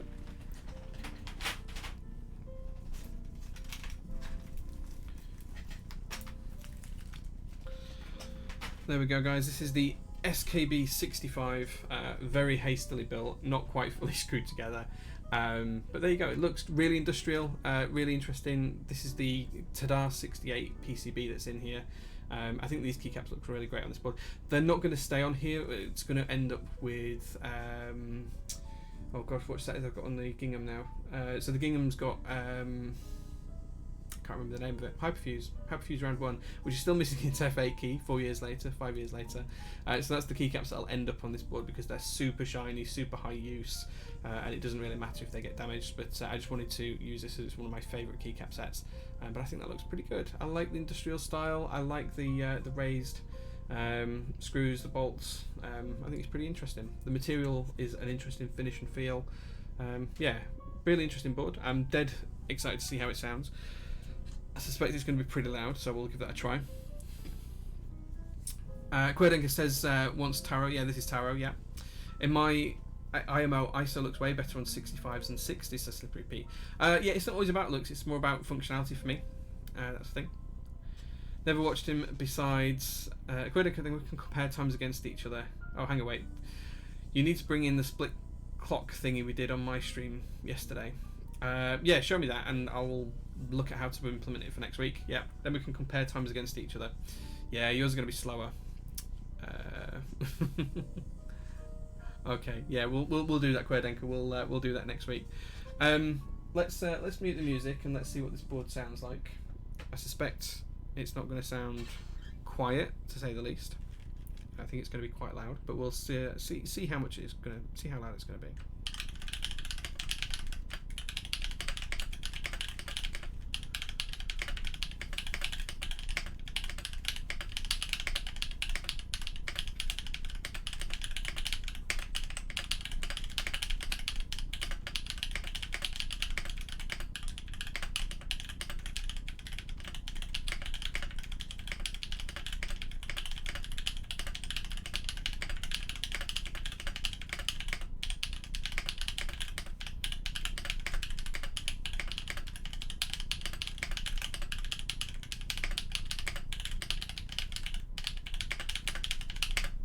Gosh, that's loud.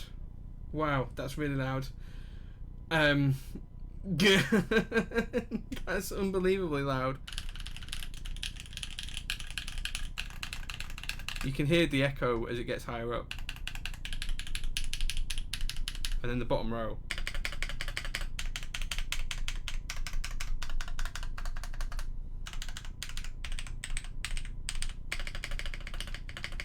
Well, Spacebar doesn't rattle, but the case is just so loud that it wouldn't matter if it did. It's just so it's I think what the issue is the board is well, first of all, I'm using Holly Panda, so the switches are loud anyway, but the whole internals of the board is just empty. There's nothing there. It's just completely empty. So you're just hearing a ton of echo reverberation throughout the case.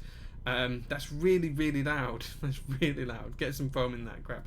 Yeah. How does it compare to the CA66? The CA66 is quieter, much quieter. Give some context against the board above. Yeah, okay, sure. Let me, in fact, unplug that so I'm not going to type anything and cancel something. So,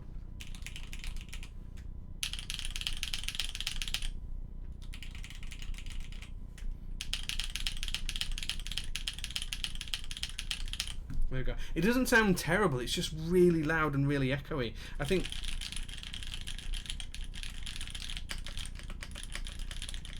Yeah, yeah, interesting. Yeah, straight class is much better speed and confidence than doppelganger. Yeah, I'm typing. I can type fine. Just the doppelganger through my head because I've not used a split board for a long time. Yeah, just one of those things. Expected worse, to be honest. It sounds okay, but it's just really, really, really loud. Like way louder than I was expecting it to be.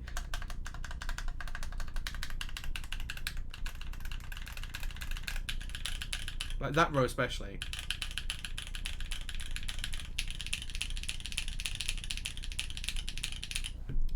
Yeah. Spacebar, you can just hear it ping all along this front bar. You can hear it resonate and bounce along the sound, just running all the way across there. Really loud, really loud. But it's not terrible. It's okay. I'm gonna screw those bolts in. It's only 4 bolts off stream. I do want to weigh it, just see how much this weighs, because it's quite a light board. So I'm interested to see what this actually comes out at weight-wise. It's a 900 grams, not quite a kilo. It's pretty light for a board. It's not particularly heavy. Just out of interest, because we're going to do a J score on it later on. This is the Profit, and that's 105 grams heavier. So, but it feels heavier. And just again for sound, there you go. Profit Flex, yeah. Well, we're going to give the Profit a J score shortly. Apparently Doug DeMuro does J scores as well, which is really interesting. So yeah, we'll see. Okay, so let me get up the J score, and we're going to go through the SKB first. So here's the J score. Hold on. Here's a J score document. You guys can get this by just putting ! J score, all one word, and you guys can see me update this live. But we're just going to pop into here the board. So it's the SKB65. And the switches are Holy Pandas. Oh, not pandas. Pandas. There we go. The plate in this, I think it's steel in this one, not aluminium. The price I paid $185 all in for this, including shipping, so $185. So the way this works, guys, if you haven't watched before, what we're going to do is we're going to fill out the build score. We're going to look at ease of packaging, ease of build, packaging, and first impression. I'm going to do a score. You guys are going to do a score. Then we're going to go into the home score. We're going to go through all of those, and once we've gone through those, we'll look at the work score. How practical is this board for home and work? We'll then look at the automated results from that. All this is calculate itself. And we'll go from there, and then the final grade will automatically give it well, from the percentage it will give it a final grade that goes from fail all the way up to A+, and we'll see what we get to. And just in case you want to take a look, this is the marking checkpoints where each grade becomes applicable. So you have to be pretty bad to get a fail. I think there's only one board going to get there. Might be the Doro 67, but we'll see. And that's how the scaling works. Now 10 Strong is going to take a look at this, and the J score might change in the coming weeks because he is a bit of a data guru, so he's going to have a look at how this works, and he's going to come up with some better tiering and stuff like that. But this is how it stands right now. Okay, so what we're looking for is you guys to put into chat what your ease of build. So you guys have watched me build this. How easy do you think this was to build? Give it a score out of 10. 10 is dead easy to build. 1 is almost impossible to put together. The Matrix got quite a low score. We didn't cover the Doppelganger because it was a prototype, so that hasn't got a build score. So this is only the second board to get a build score. But from that perspective, guys, put into chat numbers between 1 and 10. And now you've got about a minute. If you just put 1, 5, 10, whatever you think it is. 10 being really easy to build, 1 being pretty hard to build. We'll go from there. I think this is pretty easy to build if you've got the right tools to hand. I should have checked that before I did it. I'm really annoyed with myself because I've got socket sets that would fit this perfectly. It's not unusual to me. I think this is a solid 6, dead easy to build. Nothing out of the ordinary with it. Okay, I'll give you guys another 30 seconds to put your answers in, see what you come up with. I'm trying not to look at the minute. I'm trying to stay away. It's down in this bottom half corner of my screen, so I'm trying not to look and see what your guys are giving it a score, so I don't get influenced by you.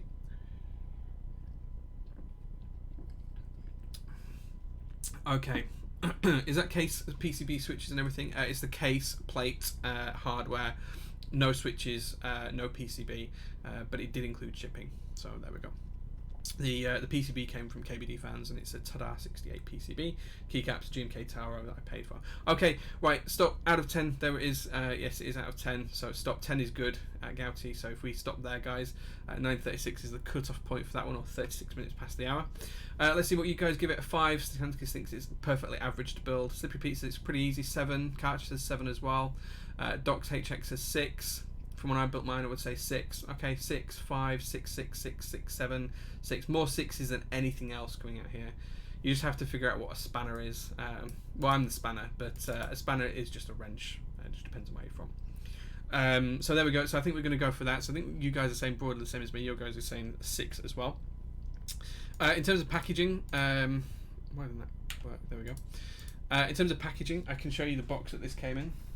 It's got other stuff in it now, but it was this box. So it was just a brown box. In terms of the actual contents of the box, it was just wrapped in cling film and crepe paper. There was no markings on the box, there was no stickers, there was nothing else. For that, I'm going to give it a pretty low score. I think it was a 2 from a packaging perspective. But if you guys post now, anything 937 onwards.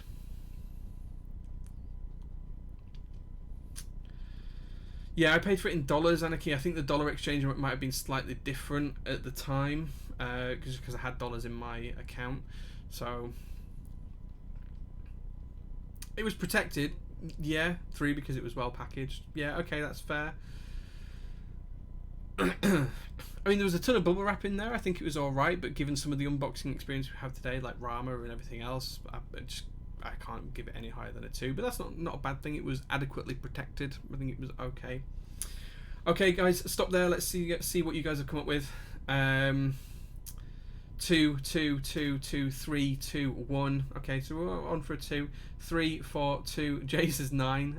Okay, 2 and a 5. I think you guys are broadly with me on that one as well. We're both giving it a 2. Okay, first impression. Okay, guys, so anything after 39 is the timestamp I'm looking for here. What's your first impression of this board out of 10? You see this for the first time. Do you think, wow, that looks amazing? Yes, this looks great. It looks fantastic. It looks wonderful. Or do you think, actually, I don't really like that. It doesn't work for me. I'm not keen on the design. I don't like that it's folded. Where are you guys going to rate this? First impressions. Was it good? Was it bad? What mark would you give it? I think for me, when I first saw these boards, I bought them because I was interested in them. I thought it looked unique, industrial, bit different. I think it looks good. I don't think it looks terrible. I think it looks good. I think I'm going to give it a 6, just on one above the average score, I guess. I think it looks pretty good. Give you guys another 10 seconds. And we'll see what you guys come up with. Okay, we'll call it there, guys. So that's 9:39 ending there. 6, 5, 5, 2.5. Classy doesn't like the look at all. Satanicus 3 doesn't like the look either. J4, 3, 4. So I think we're on a 3 on average so far. 5, 8. Steffi likes this one. Cool, nice. George says 4. Pusher thinks 8 based on his own reaction when he unpacks it. Nice, okay, you really like it. Bottle of Fish likes it as well. Petrov doesn't. Talisman thinks it's nice. Kibu thinks it's nice. 6, okay. I think you guys are a lot lower than mine. I think you guys are probably closer to a 4 on average there, just given the 6s and the 2s and the 3s. So I'm going to put you down for a 4. If you disagree, tell me, but I'm going to do that. I will get the bot to automate this at some point and give me an actual articulate score. So for the build score, we're broadly the same, apart from on first impressions. I preferred it more than average person did. So let's take a look at the value. So in terms of the value, I'm going to just change this to the euro figure, just because it's probably more accurate. I think, did that say sorry, did Anarchy say the 120 euros? Yeah, so 120 euros. Okay. So the first thing, 120 euros, is that good value for money for a keyboard in this day and age? For this particular board, do you think that's good value for money, given the fact that it's bent, metals, and it's powder coated and all that kind of stuff? I think it's pretty good value for money. I think it's, might not look great, might not be the best looking board, might not be the best sounding board, but I think for the value, I think bang for buck, I'm going to give that an 8. I think that's pretty high. I'm going to give you guys another minute or so, well, another 30 seconds to answer that, come up with your score. That would not include the PCB. Okay, I'll make a note of that actually, just while you guys are doing that. I think I can add a note on here. Insert comment. No PCB. There we go. Okay, right, okay, let's stop there, guys. Let's see what you guys come up with. 9, 7, 9, 8, 7, 8, 7, 9, 7. Lots of 7s and 8s here. I think you're probably on an 8. 7.5645. Nice, yeah, it's not a bad number. 8, 4. Ooh, Duckcom doesn't think it's good value for money. 8, 8, 6, 6. I think you guys are giving it an 8 as well. I think overall there's plenty of 7s, a couple of 9s, plenty of 8s. Yeah, it really needs a different plate, and dampening helps as well. With the stock steel plate and no dampening, it sounds horrible. Yeah, well, we'll get to sound shortly. We're almost there. Okay, I think you guys are on an 8. Okay, so this is going to be an interesting one. We're now on the style score, guys. Okay, so we're looking for anything after the 42 timestamp now. Give me your scores on style. What do you think this is? Do you think this is stylish or not? 10 is really stylish. 1 is unstylish. Let's see what you guys come up with. Duckcom says he'd rather get a Tofu. That's a fair comment. The Tofu is a much more refined board for the price, but it is also made in significantly larger volumes. But it is more complex to do, so because it has to be milled. So yeah, completely fine. In terms of my personal thoughts on the style, I'm trying not to be influenced by chat right now. I think this is not particularly stylish. I don't think it looks bad, but in terms of style, it doesn't exude anything particularly. I think I'm going to go for a 3 on this one. Okay, and let's see what you guys have come up with. I'll give you 10 seconds to carry on answering.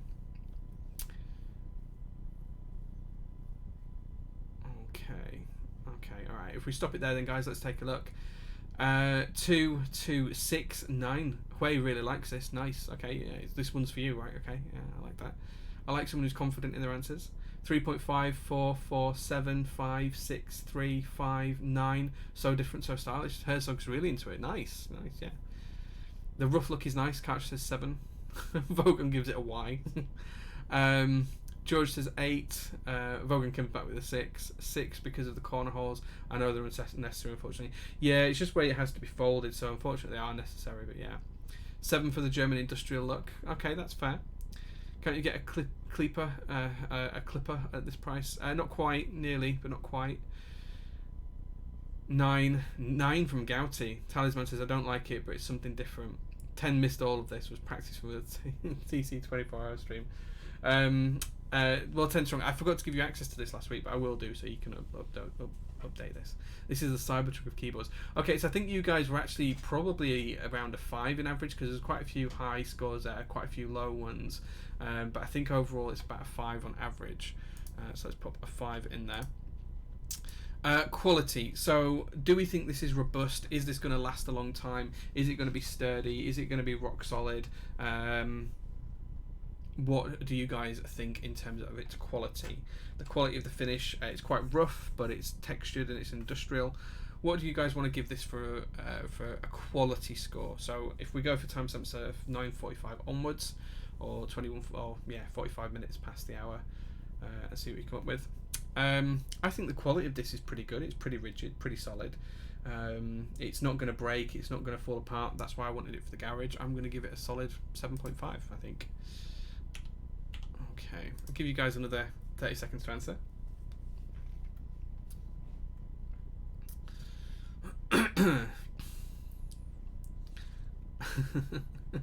This board doesn't run on diesel. Straight Classy is changing. Well, you can have your own definition quality. I am writing up what the definitions of each of these are.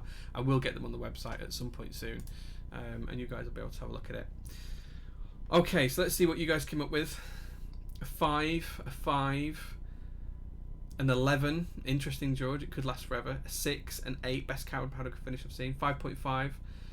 5. Both my bottom pieces are not straight out of the box. Mine are all straight. The pieces are all straight apart from the plate, but that was easy to straighten up.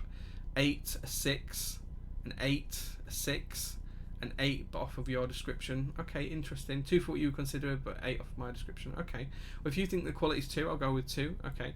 Slippery Pete says 6. Okay, right. No more for that. Let's have a look again. A couple of 5s, 6, 8. Probably on 6 at that point. 5.5, 5, 8, 6, 8. 2, 6, 6, 7. Okay, so I think you guys are probably about a 7 overall. 9. Well, okay, I wasn't going to allow that, but I will do that. Probably tips it up to an 8. Straight Classes brings it down though with a 2, but I think overall you're probably averaging an 8 there. Next one, guys, typing sound. So we're going to go for timestamps of 47 minutes and onwards. Rate out of 10 what you think the typing sound is.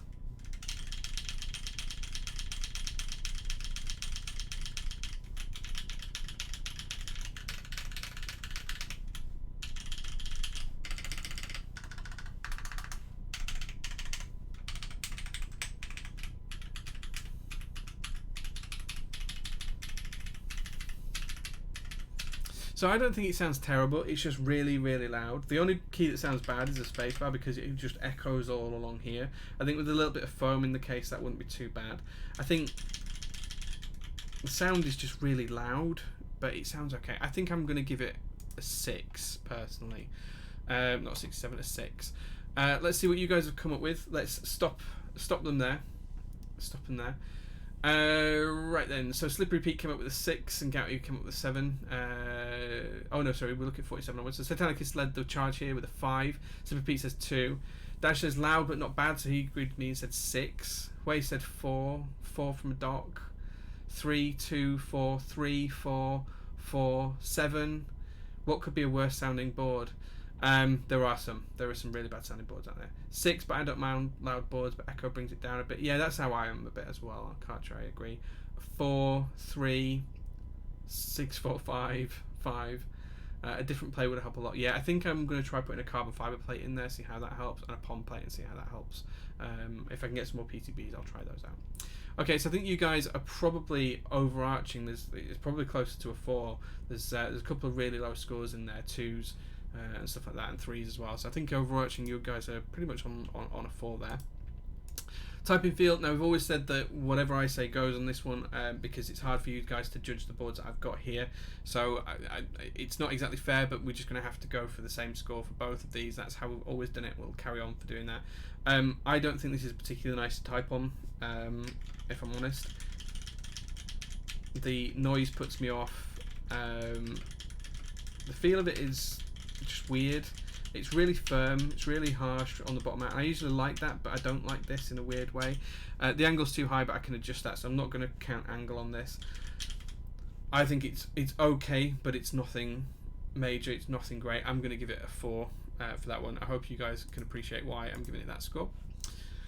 Okay, innovation. So this is where we try and vote on something that's a little bit different, a little bit new. So guys, if you can tell me if you think this is really innovative. So plus points for innovation on this one, I would say it's something we haven't seen before. It's a bent steel case, you know, it's molded around and folded into place rather than being milled from aluminium. That's something we've not seen before. It's got adjustable height. Yeah, let me know what you guys think. It opens and pivots on the front. You can have it open and pivot on the front point. I think that's quite interesting. So if you guys, it's very adjustable. It's very different in terms of making the case. We usually see milled cases, or if you look at the manufacturers, injection molded case and things like that. So is doing this innovative with the adjustable depth as well. Yeah, Anaki's right. You can adjust the depth of the keys as well. We don't see that very often. Let me know what you guys think. I think this is quite high. I think this is pretty much up there with a doppelganger. I'm going to give this an 8.5. Pretty high score. Okay, so let's stop there, guys, and have a look and see what you guys think. So we're looking for timestamps of 49 on this one. So I started at 8 and 8.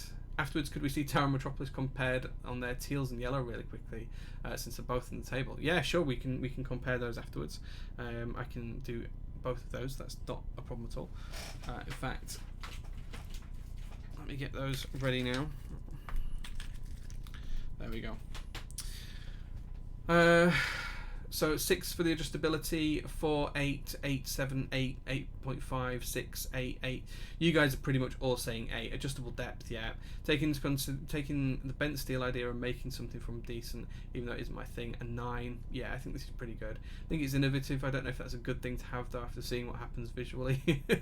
Yeah, innovation isn't always good. Innovation can be a bad thing, but good, you know, seeing high innovation is the opportunity to see more things in the community. Was 4 was for sound, but was slow. Oh right, I see. Okay, I get you pushing it. I get you. Okay, so I think you guys overall are probably saying an 8, so just slightly under where I was, and I'll go for there. And then the last one, cool factor. Is this going to look good on your desk in terms of, are people going to think it looks great? Is it going to give you street cred? Is it going to, you know, get people talking about it in the office, if you took it to the office? Is it going to get your partner coming up and saying, oh, I like that new board that you've got there because it looks different? Give me a score out of 10. Is this going to give you the cool factor? Is it going to give you the wow factor? I have to be honest, I do like the industrial look of this. I kind of really dig that because I don't think we see it often enough in the community. But do I think this is cool? I think it's tepid at best. I'm going to give it a 4. Tepid is probably the best word I can describe that. I'll give you guys 30 seconds more to answer on this one.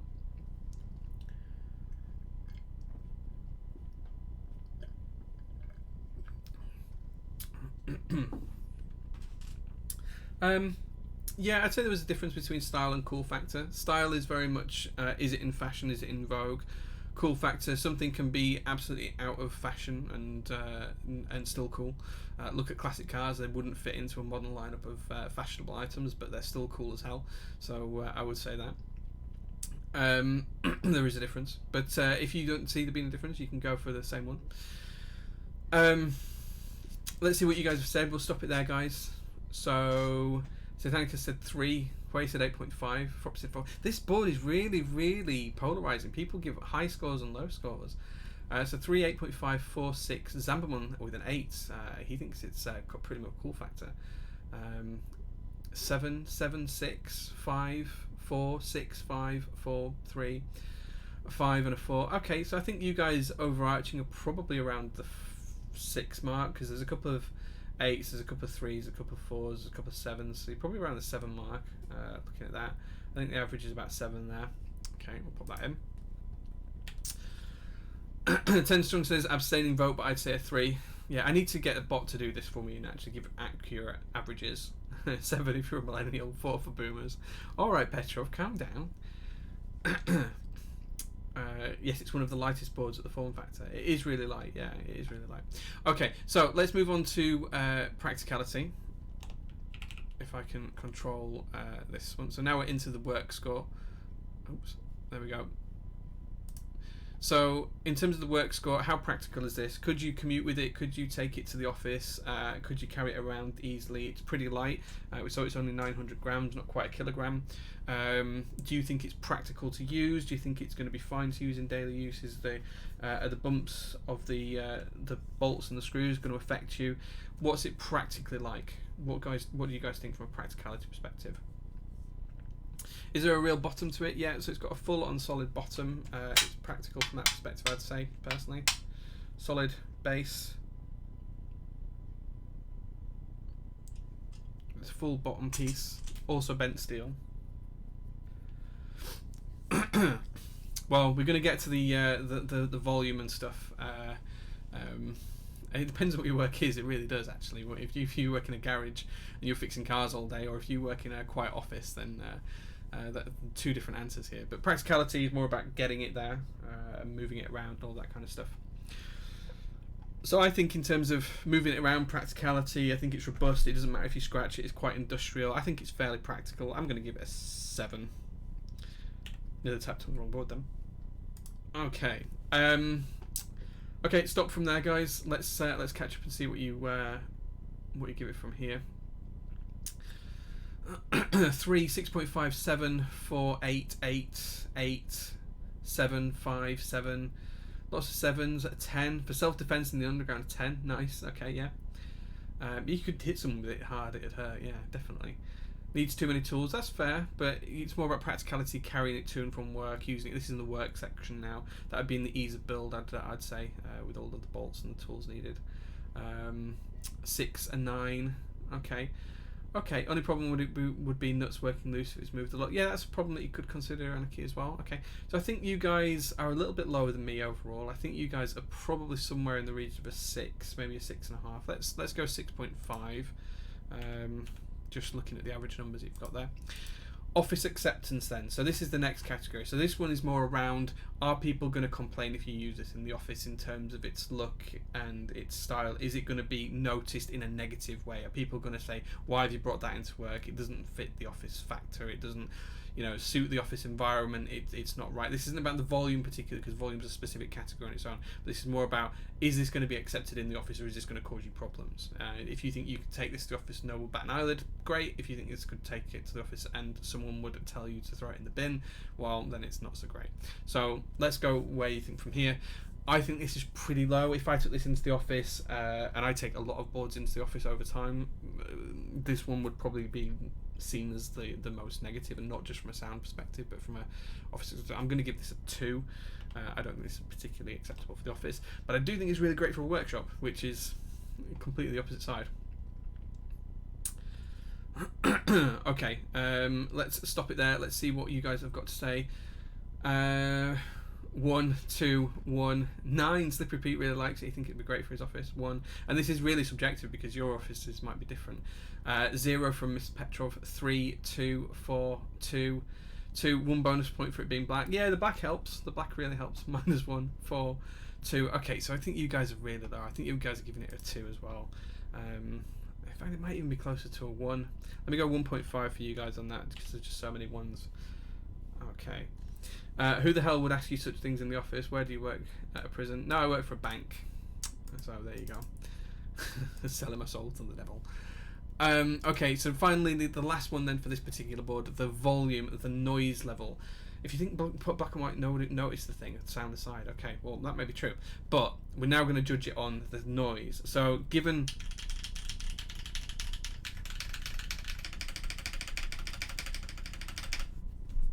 this isn't about how good it sounds. This is about how usable that would be in the office. Is the noise level, the actual volume, going to be good for the office environment or not? If I used this in the office, the women and men that I work with would march me out within 5 minutes flat.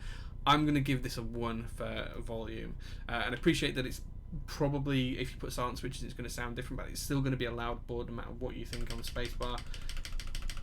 Just because of the way the stabilizers are going to rattle and, well, not rattle, but stabilizers are going to impact the sound throughout the whole board irrespective.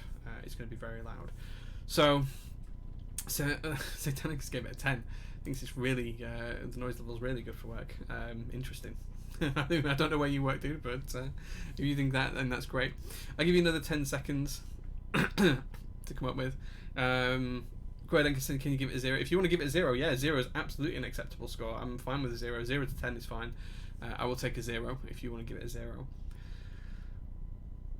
Okay, let's stop there then, and let's catch up. Do you have thick fingers, or am I stupid? Not to be rude. I have very fat fingers. Short, fat fingers. My fingers are like sausages, yes. I have thick fingers. Too many years spent working on cars and other stuff as well, so yeah. thick fingers, but thanks for that. It was a great thing to notice. Okay, right, let's catch up and see what you guys were saying for this. So I'm going to ignore Satanicus' first score of a 10. I think that was a bit unfair. 1, 0, 0. We're averaging 0. 2, 9 from Bledding. Bledding thinks it's super acceptable for the office. Satanicus' revised answer is a 0. 1, 1, minus 11. I'll call that a 0. 1, 3. Could use something dampen it. Could, yeah. Square root of minus 1. Okay. 0, 2, 9 in my office with 2 half-deaf people in the office only. You're a lucky man. You're a lucky man. Give it a 2 because there needs to be room for clickies and rally stabs. Everyone agrees on 2 as well. I hope it's for the same reasons. Dummy thick fingers. Yeah, thanks, man. Thanks. You should measure your grip strength. I've actually got pretty good grip strength. Yeah. I've never done one of them tester things, but yeah, I've got pretty good grip strength. Okay, so I think you guys are pretty much giving it a 1 as well. There's a couple of 2s in there, but there's a lot of 0s and minus 1s and stuff like that. So I'm gonna give it a 1. I think a 0 would be slightly unfair. Okay, so let's take a look at where that puts us out. So in terms of the scores, it gives us 47 and 40% for the build score. You guys were slightly worse than me. You were harsher on it than I was. In the home score, I was a little bit harsher. I said it was only 59%. You guys said 63% acceptable for home. And then it failed pretty badly for a work score for 33% and 30%, giving it a grand total average percentage of 50%, which is a D. So there we go. It got the D from both of us. All high scores are good scores, so low is a bad score on a 10 strong. So on that volume score, a high score is a bad score. Sorry, a high score is a good score. So if you was really quiet for the office, you give it a 10. But yeah, the board gets a D. So my hot take on this is it's terrible for the office, but it's great for my workshop. There we go. Terrible for the office. How the first spell terrible, right? How do you spell terrible? Nope. There we go. Terrible for the office, but it's great for my workshop. I think it's not really a good test for the board. Yeah, it's only meant to be a bit of fun. It's probably not good for the garage. Yeah, it's good for the garage. I think it's probably slightly unfair is that particular score for the board, but we'll see how that portrays when we get some more boards on there.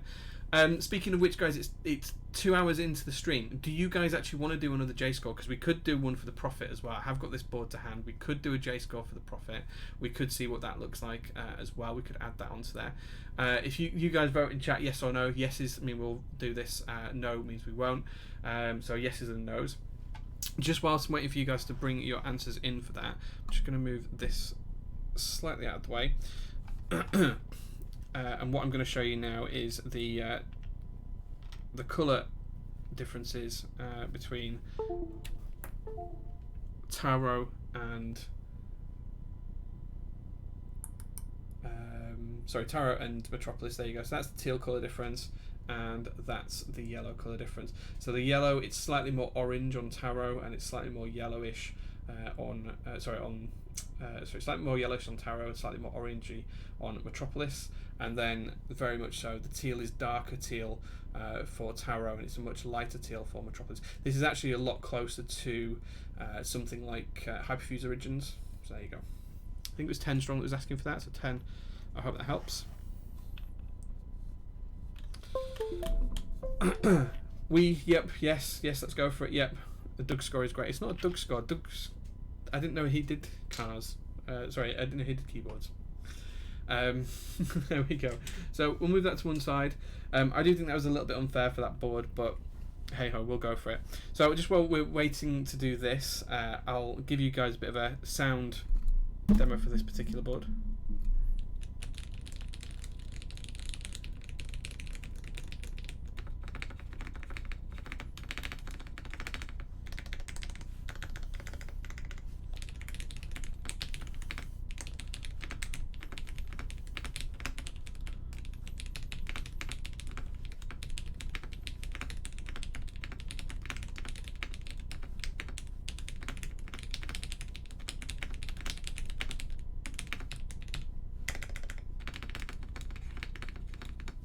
Okay, so in this particular board, this is a nylon half-plated Prophet using lubed Gateron ink. So they're completely stock inks, but they have been lubed with 205 grade 0. This is quite possibly one of my favourite boards of all time, even though it's not ISO and it is, well, it's kind of HHKB with the split left shift.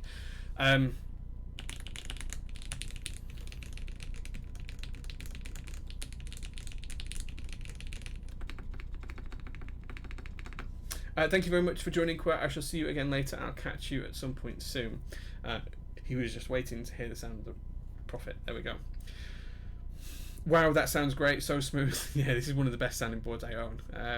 So let's go back to the start on the J-Score board. I didn't use the wrong keyboard there. So this is the Prophet. It's got Gateron inks. The plate is nylon, and this board, I think it was £220, so put 220 in there. Okay, so if you guys think way back to when you saw me build this, this is a dead simple board. I'll just talk you through it. So it's actually, there's no screws to hold the plate to the case. It's pin mounted, so it's not gasket mounted or anything else. The plate just rests on 4 pins, 1 in each corner. Dead simple, 6 screws on the base. But it is a nylon plate. Now, if you remember, when I was soldering this, I had to stretch the nylon plate to actually put the switches in, solder them in place one by one, then stretch it back over to the side and solder it again. So in terms of the actual case construction, it's dead easy to put together. In terms of the actual soldering of the switches, it was a bit of a nightmare. It took me quite a while. So bearing that in mind, if you were... so the mounting system is pin mount. So, Mr. Petrov, so this is the Prophet. So it's basically got 4 pins, 1 in each corner, and if you think about it, it's a little bit like this. So in each corner you've got a pin, and it's a bit like this, and then if you imagine that's a hole, you slot that over it and it holds it in place and it hooks it in place. And the tolerance is really tight on it and you can't move it around, there's no wiggle or anything, and it's got one of those in each of the 4 corners of the board. Dead simple from that perspective, dead simple to put the case together, obviously dead simple to put the keycaps on. But in terms of the... was this when you also went to go back and find the spacebar? No, that was the Exent. I did that one. So yeah, so if you guys remember, I had to stretch the nylon plate to get it to fit. The alphas were all fine, but all of the modifiers, I had to stretch the plate to get everything to fit. So bearing that in mind, in terms of the ease of the build, I'm going to give that a 7. If you guys want to, if you guys can remember me doing this and you want to vote on that, please do go ahead. You can vote now. So anything with a 2208 timestamp for me, I will count towards this. I'm going to give this a 7. It wasn't the easiest thing to build, but it wasn't difficult to build. It was just the stretching of the plate when I was trying to put switches in was probably the hardest thing. I'll give you guys a minute to come up with that, see what you think. While you're doing that, I'll tell you about the packaging, so we can go straight into that one as well afterwards. So this is still, you're still voting for ease of build, but in terms of the packaging, I did not get this in any packaging at all, but I did get a beer with it. I met Max in the pub. Max gave me the board. It was in bubble wrap and it went in my rucksack, but he bought me beer with it, so we'll bear that in mind when we get to the packaging in a minute. Let's see what you guys put. 4, 4, 6, 5, 6, 6, 7, 6. All right, well let's stop. We'll come up for the scores in packaging in a second. So I think you guys are saying 2 4s, 6 5. So we're probably averaging on a 5 there. 6 7. Okay, probably averaging on a 6 there. Okay, 6. Okay, so for the packaging, I am counting the beer included in this, and there was also a dog present as well. Max brought his dog along. I got to pet his dog. I got a beer. I got the board. You might remember I actually held up the PCB and took a picture in the pub, and that was on Instagram if you saw that. Bright yellow PCB. So what kind of beer? There was actually 3 or 4 different kinds of beer. There was 2 craft ales that we tried, and then there was a couple of red American beers that we had as well, if I remember rightly. Can't remember what the beers were, but there was a good few. And I think I finished on a Guinness, so I had finished on a stout that day as well. So let's see what you guys think. This is rating high for me already because of the beer packaging. 11, 10, hand delivered with a beer. Right, hand delivered with a beer. April Keyboards is here. 11 for packaging, easy. 10, 6, 10. Dog 2, definite 10. Dog and beer, right? Max brought his dog along, and it was great in the pub. 10, solid 10. Multiple beers. Yeah, we had 4 or 5 beers together. 100 out of 10. Should be disqualified. 11. I think you guys are agreeing with me. It was a 10 from an experience perspective. Okay, guys, let's stop that. Ziggy's worth more than 10 points, to be honest. Yeah, but 10's the maximum. I can't give him any more. Sorry, should we J score Ziggy afterwards? Let's do that in the IDB server, and we'll J score Ziggy afterwards. Vogon's giving it a 10 as well. Okay. That being said, guys, we'll move on to the proper categories now. So, first impression. If you guys saw this for the first time, what would your first impression be of it? This is the board. Your first impressions of this board. It is a little bit dusty, so I apologise if you see dust on it. I haven't used it for a couple of weeks. If you guys saw this, what would you think? Turn that around the right way so you can see it.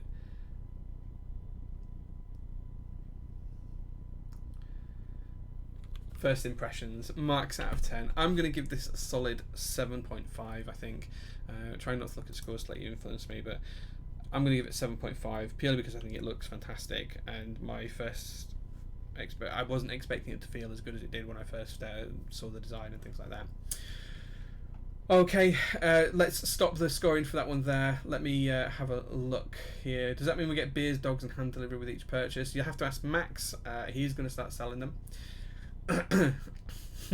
Talisman says 9 because you got the beer and I got the beer. Okay, let's go into this one now. So 10 good, says Soran, because it was made by Max. Yep. Okay. 8, 6, 7. Okay, so we're probably averaging about an 8 here. 6, 7, 7. Okay, dropping down towards a 7 now. 7, 6.5. Talisman brings it back up with a 9. The infill helps. Well, the infill wasn't stock. It didn't come with that. I did that myself. I like the anno. The anno is gorgeous. Yeah. This is it's almost identical to the QXP anno as well, which is really nice in this red. Zambin, we're giving it a 7.2. Give me that Dan Kipora. No. Before or after the beer. I think WoW owner like red. Yeah. Well, it actually matches my Ocelot. You guys can't see it because this is in the way. Hold on. It actually matches my Ocelot, which came from a different manufacturer. In fact, it might be the same factory, but it was different designer. So there we go.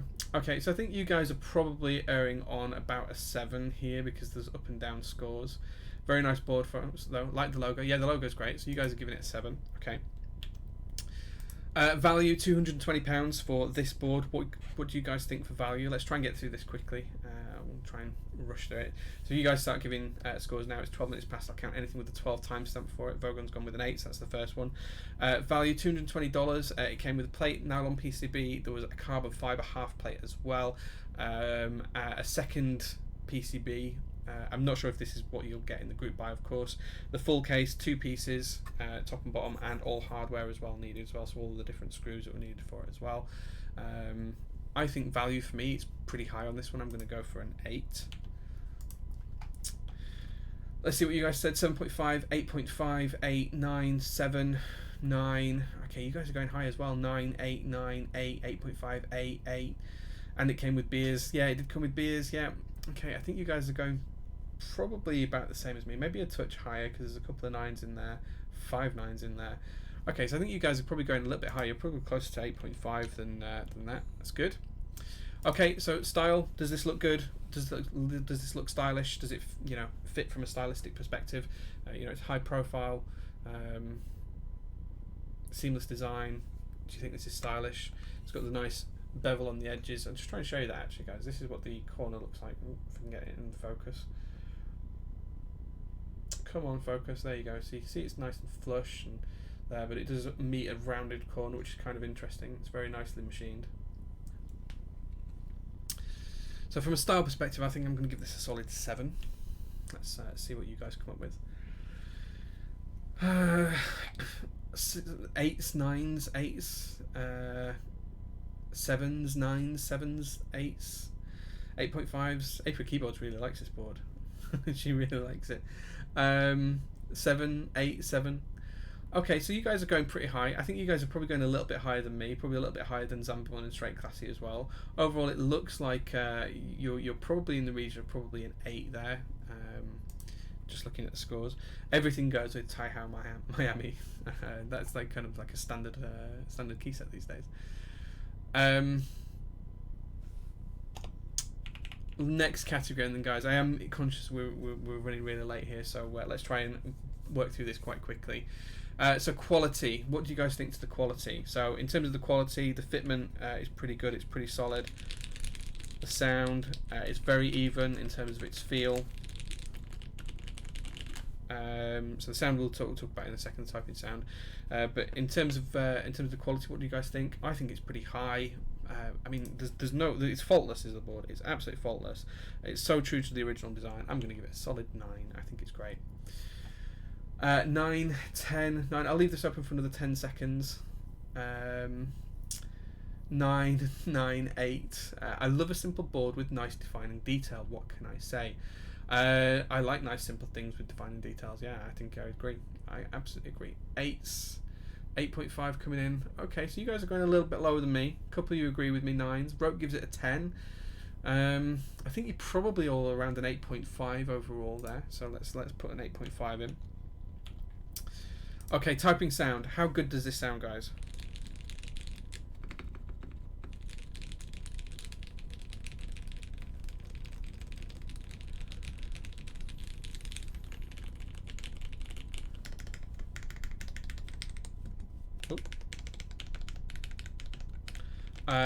I'm going to have to give this top score. It sounds fantastic. There's no question about it. Oh, I put that in the wrong box. There is no question about it. It's an absolute 10 for me. Absolute winner. It sounds fantastic. It is one of, by far, probably the best sounding board, the single best sounding board I own. Let's see what you guys came up with. 10, 10, 10, 9.5, 10. Elude emoji. 9, 10, 10. 8, 10, 10, 7. Zambon with the 20. It only goes up to 10, dude, but yeah, 20. Okay, do you know what? Right, sorry, 10 strong, and sorry, Hui. Everyone else gave it a 10. I'm gonna give it a 10 from you guys as well. I think the community really loves the sound of that board. I need to send it to someone who can do a proper typing score, typing sound test as well, because mine are terrible. Okay, typing feel, as I said before, this is, you're entirely going to have to trust me on this one, and I'm going to tell you this is quite possibly the most even feeling board I've ever tried. The nylon plate, the flexible cut, or the consistency cuts as Max calls them, in the PCB, it doesn't matter where you press this board, there is a fairly significant amount of flex. I'll try and show this off. It's not a ton of flex, and I'm not usually a fan of it, but I'm hoping you guys can see that flex is there and evident. But rather than it being a flexible board, it's just very, very, very consistent. I'm going to give this a 9 because it's just really, really good from that perspective. Okay, innovation. It has a different type of mounting to anything we've seen before, other than the KBD661, which also used pin mount, which is the pins in the 4 corners. What do you guys think from an innovation perspective? We're going through everything after Zambamon's 20. Let me know. Do you think it's innovative? Do you think it's got tons of new features, nylon plates, things like that? Or do you think it's actually not very innovative because it's very similar to a lot of other boards because it's just HHKB layout? What do you think? I'm going to give this, personally, I'm going to give it an 8. It's the only board I've ever had with a nylon plate. Never tried one before. I have had a KBD661 and tried the pin mount. I think it's much more refined in this, but again, it's not necessarily designed by this board because it was already existing in other boards. I'm going to give it an 8 for both of those reasons. Let's see what you guys are coming up with. I'll give you another 10 seconds to answer this one. We're looking at 18 for the timestamp. Everything after Zambamon's 20, that's what we're going to go for. So Classic says 6, Satanicus says 8, Cartridge says 6, Stock says 7, 9.5 from Talisman, 8 from Rope and Zambamon, 6 from Dut, 4 from 10 Strong, 7 from Vogon. Okay, so I think you guys are broadly going to be somewhere around the 7 mark here. 6 is 8, 6 is 7, 7, 6 is 8, 7s. Yeah, I think 7's probably around the mark here for this one. Okay. And then finally, cool factor. Is this cool? Is it cool? Is it a cool board? Let's get it up in front of the camera again. Is this board cool?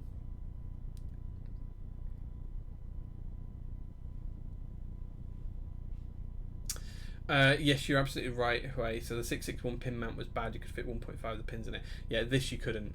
This was absolutely spot on in terms of its tolerances. How cool is the board though, guys? Tell me how cool it is.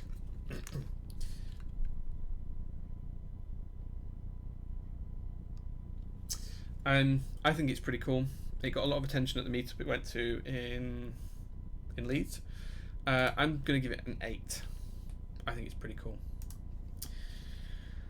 Okay, let's see what you guys come up with. Good execution, 9 from Karcher, 9.5 from Rope, 8 from 10 Strong, 9 from Satanicist, 7 from Classy, 7 from Zambon as well. A couple of 9s there as well. Not a HHKB user, but I'm getting one nonetheless. Nice, yes, you should do. Once you type on it, yeah, once you type on it, it's unbelievable. Controversial, it's clean but not cool. Love it though. Okay, interesting. Okay, yeah. Hey, had no idea you had a Twitch. Love your YouTube content. Thanks, man. Thanks, dude. Appreciate that. Okay, so I think you guys are probably bordering on the 7, 8 mark, because there's a couple of 9s in there as well. A couple of 7s, a couple of 9s. Probably going to have 6 lows it down though. I think it's probably going to give it an 8 as well. So probably broadly in line with me. Sorry, Gasp, it doesn't line with your practical perspective. Okay, we're into the work score now then, guys. So, practicality. Is this something you could easily move around with you? You could carry it to the office. Let's weigh it. Let's see how much it weighs. It might help you guys decide. There you go. Just over a kilo. Just over a kilo. So scores out of 10, guys. Is this practical? Is this something you could carry around with you? Is it something you could take wherever you need it to be? Is it going to be easy to protect? Is it going to take damage easily or anything like that? There's some sharp corners here. There's no bezel on those. That's quite sharp. Could be easy to damage, I guess. Probably going to give it a 7 practicality wise. I think it's too nice to take it around because I'd be scared of spoiling it. Give you guys another 10 seconds to answer this one. We've only got 2 more and then we'll see what the final score is. Okay, so an 8, a couple of 8s there, an 8.5, 9, 8, 9, 8, 7, 8.5, 8. You guys are probably giving it an 8 overall there as well. So you guys are still higher than me. You guys are a lot more accepting than I am. I agree with Jay, but I would buy it a special case. Fair enough, man, fair enough. Office acceptance. Is this going to be acceptable in the office, or are you going to get called out for having it in the office? So this isn't the cool factor or anything like that. This is it acceptable to have this board in the office? Go. How do I feel about this? I think this is completely acceptable to have in the office. No one would really notice. They'd probably like the colour and say that the red was nice or something like that. 7. Solid 7. Easy to have in the office.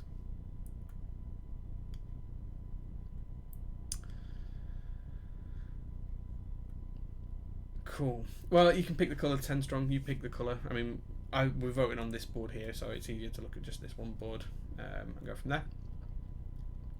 I'll give you guys another 5-6 seconds. Draws attention, but it'll be forgiven because it's so nice. Interesting. Yeah, interesting point. It's silent, small, so a 10. Okay, interesting. Yeah, it's a good point, Zambu. Okay, let's see where we've got to. 9, 7. I'm going to ignore the 20. 7, 9, 7.5, 10, 8, 7, 10. 5 on the red, maybe 7 to 8 on the black. Let's go for the 7 to 8 score then, let's be fair. Is the Prophet the red keyboard? Just tuned in. Yeah, this is the one we're talking about now, this red keyboard just here. Yeah. Okay, so you guys are probably somewhere in the region of an 8 overall there. Wonder what the J score will be for the Equinox ISO. Let's do it next week. I will absolutely put the Equinox ISO in for next week. We can do a J score for that. I think you guys probably are on a 7 there, or maybe a bit higher actually, because there's a few 9s, there's a 10s. Let's go for an 8 from you guys. I think it's closer to an 8.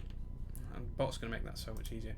Okay, and the final one then, guys, the final thing to rate this on is how acceptable is this noise in an office?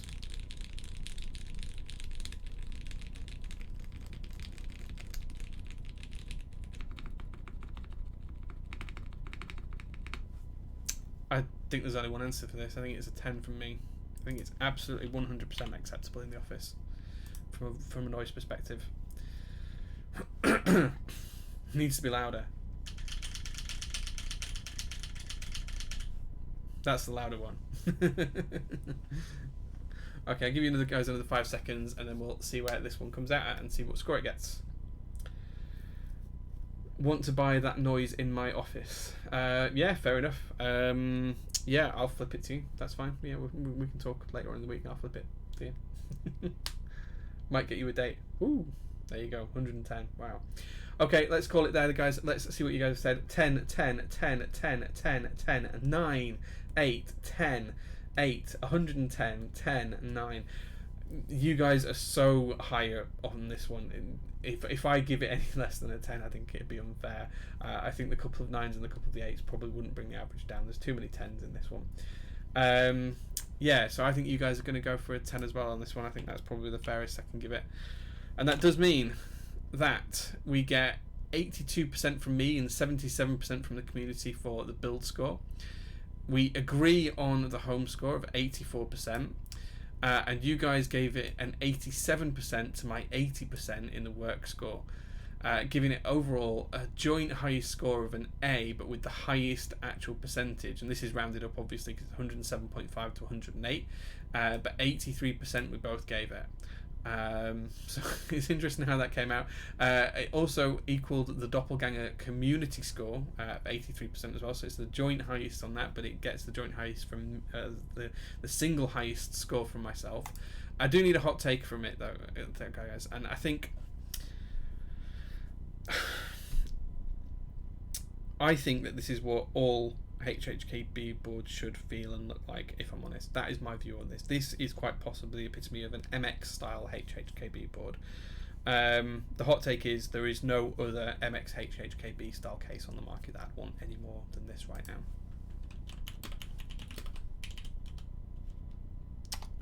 HHKB.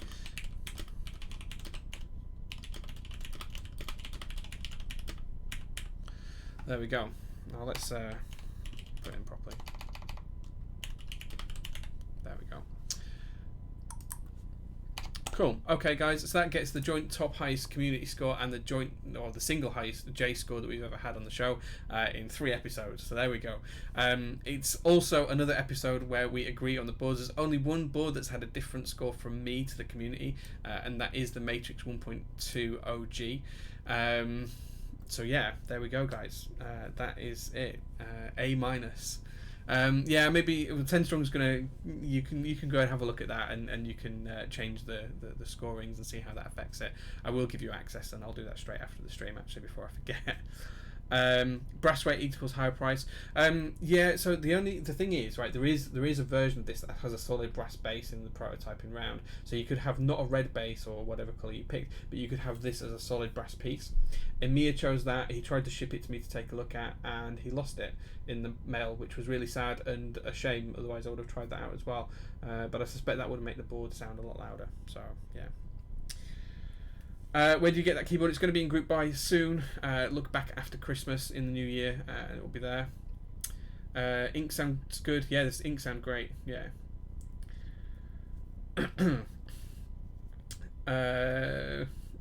Boo, says April Keyboards. Yeah. So when can we send boards? Boards for J-scoring. If you want to send me a board for J-scoring, I'll absolutely do it. It'd be better if it was a build stream as well. I'm happy to build it and then J-score it. And eventually we won't do additional J-scores. We'll just do them through the build. I just want to build out the spreadsheet a little bit for you guys to have more to take a look at. So we're just going to do a build and one extra board for the next couple of weeks, and then we'll just carry on going forwards with the boards that I build.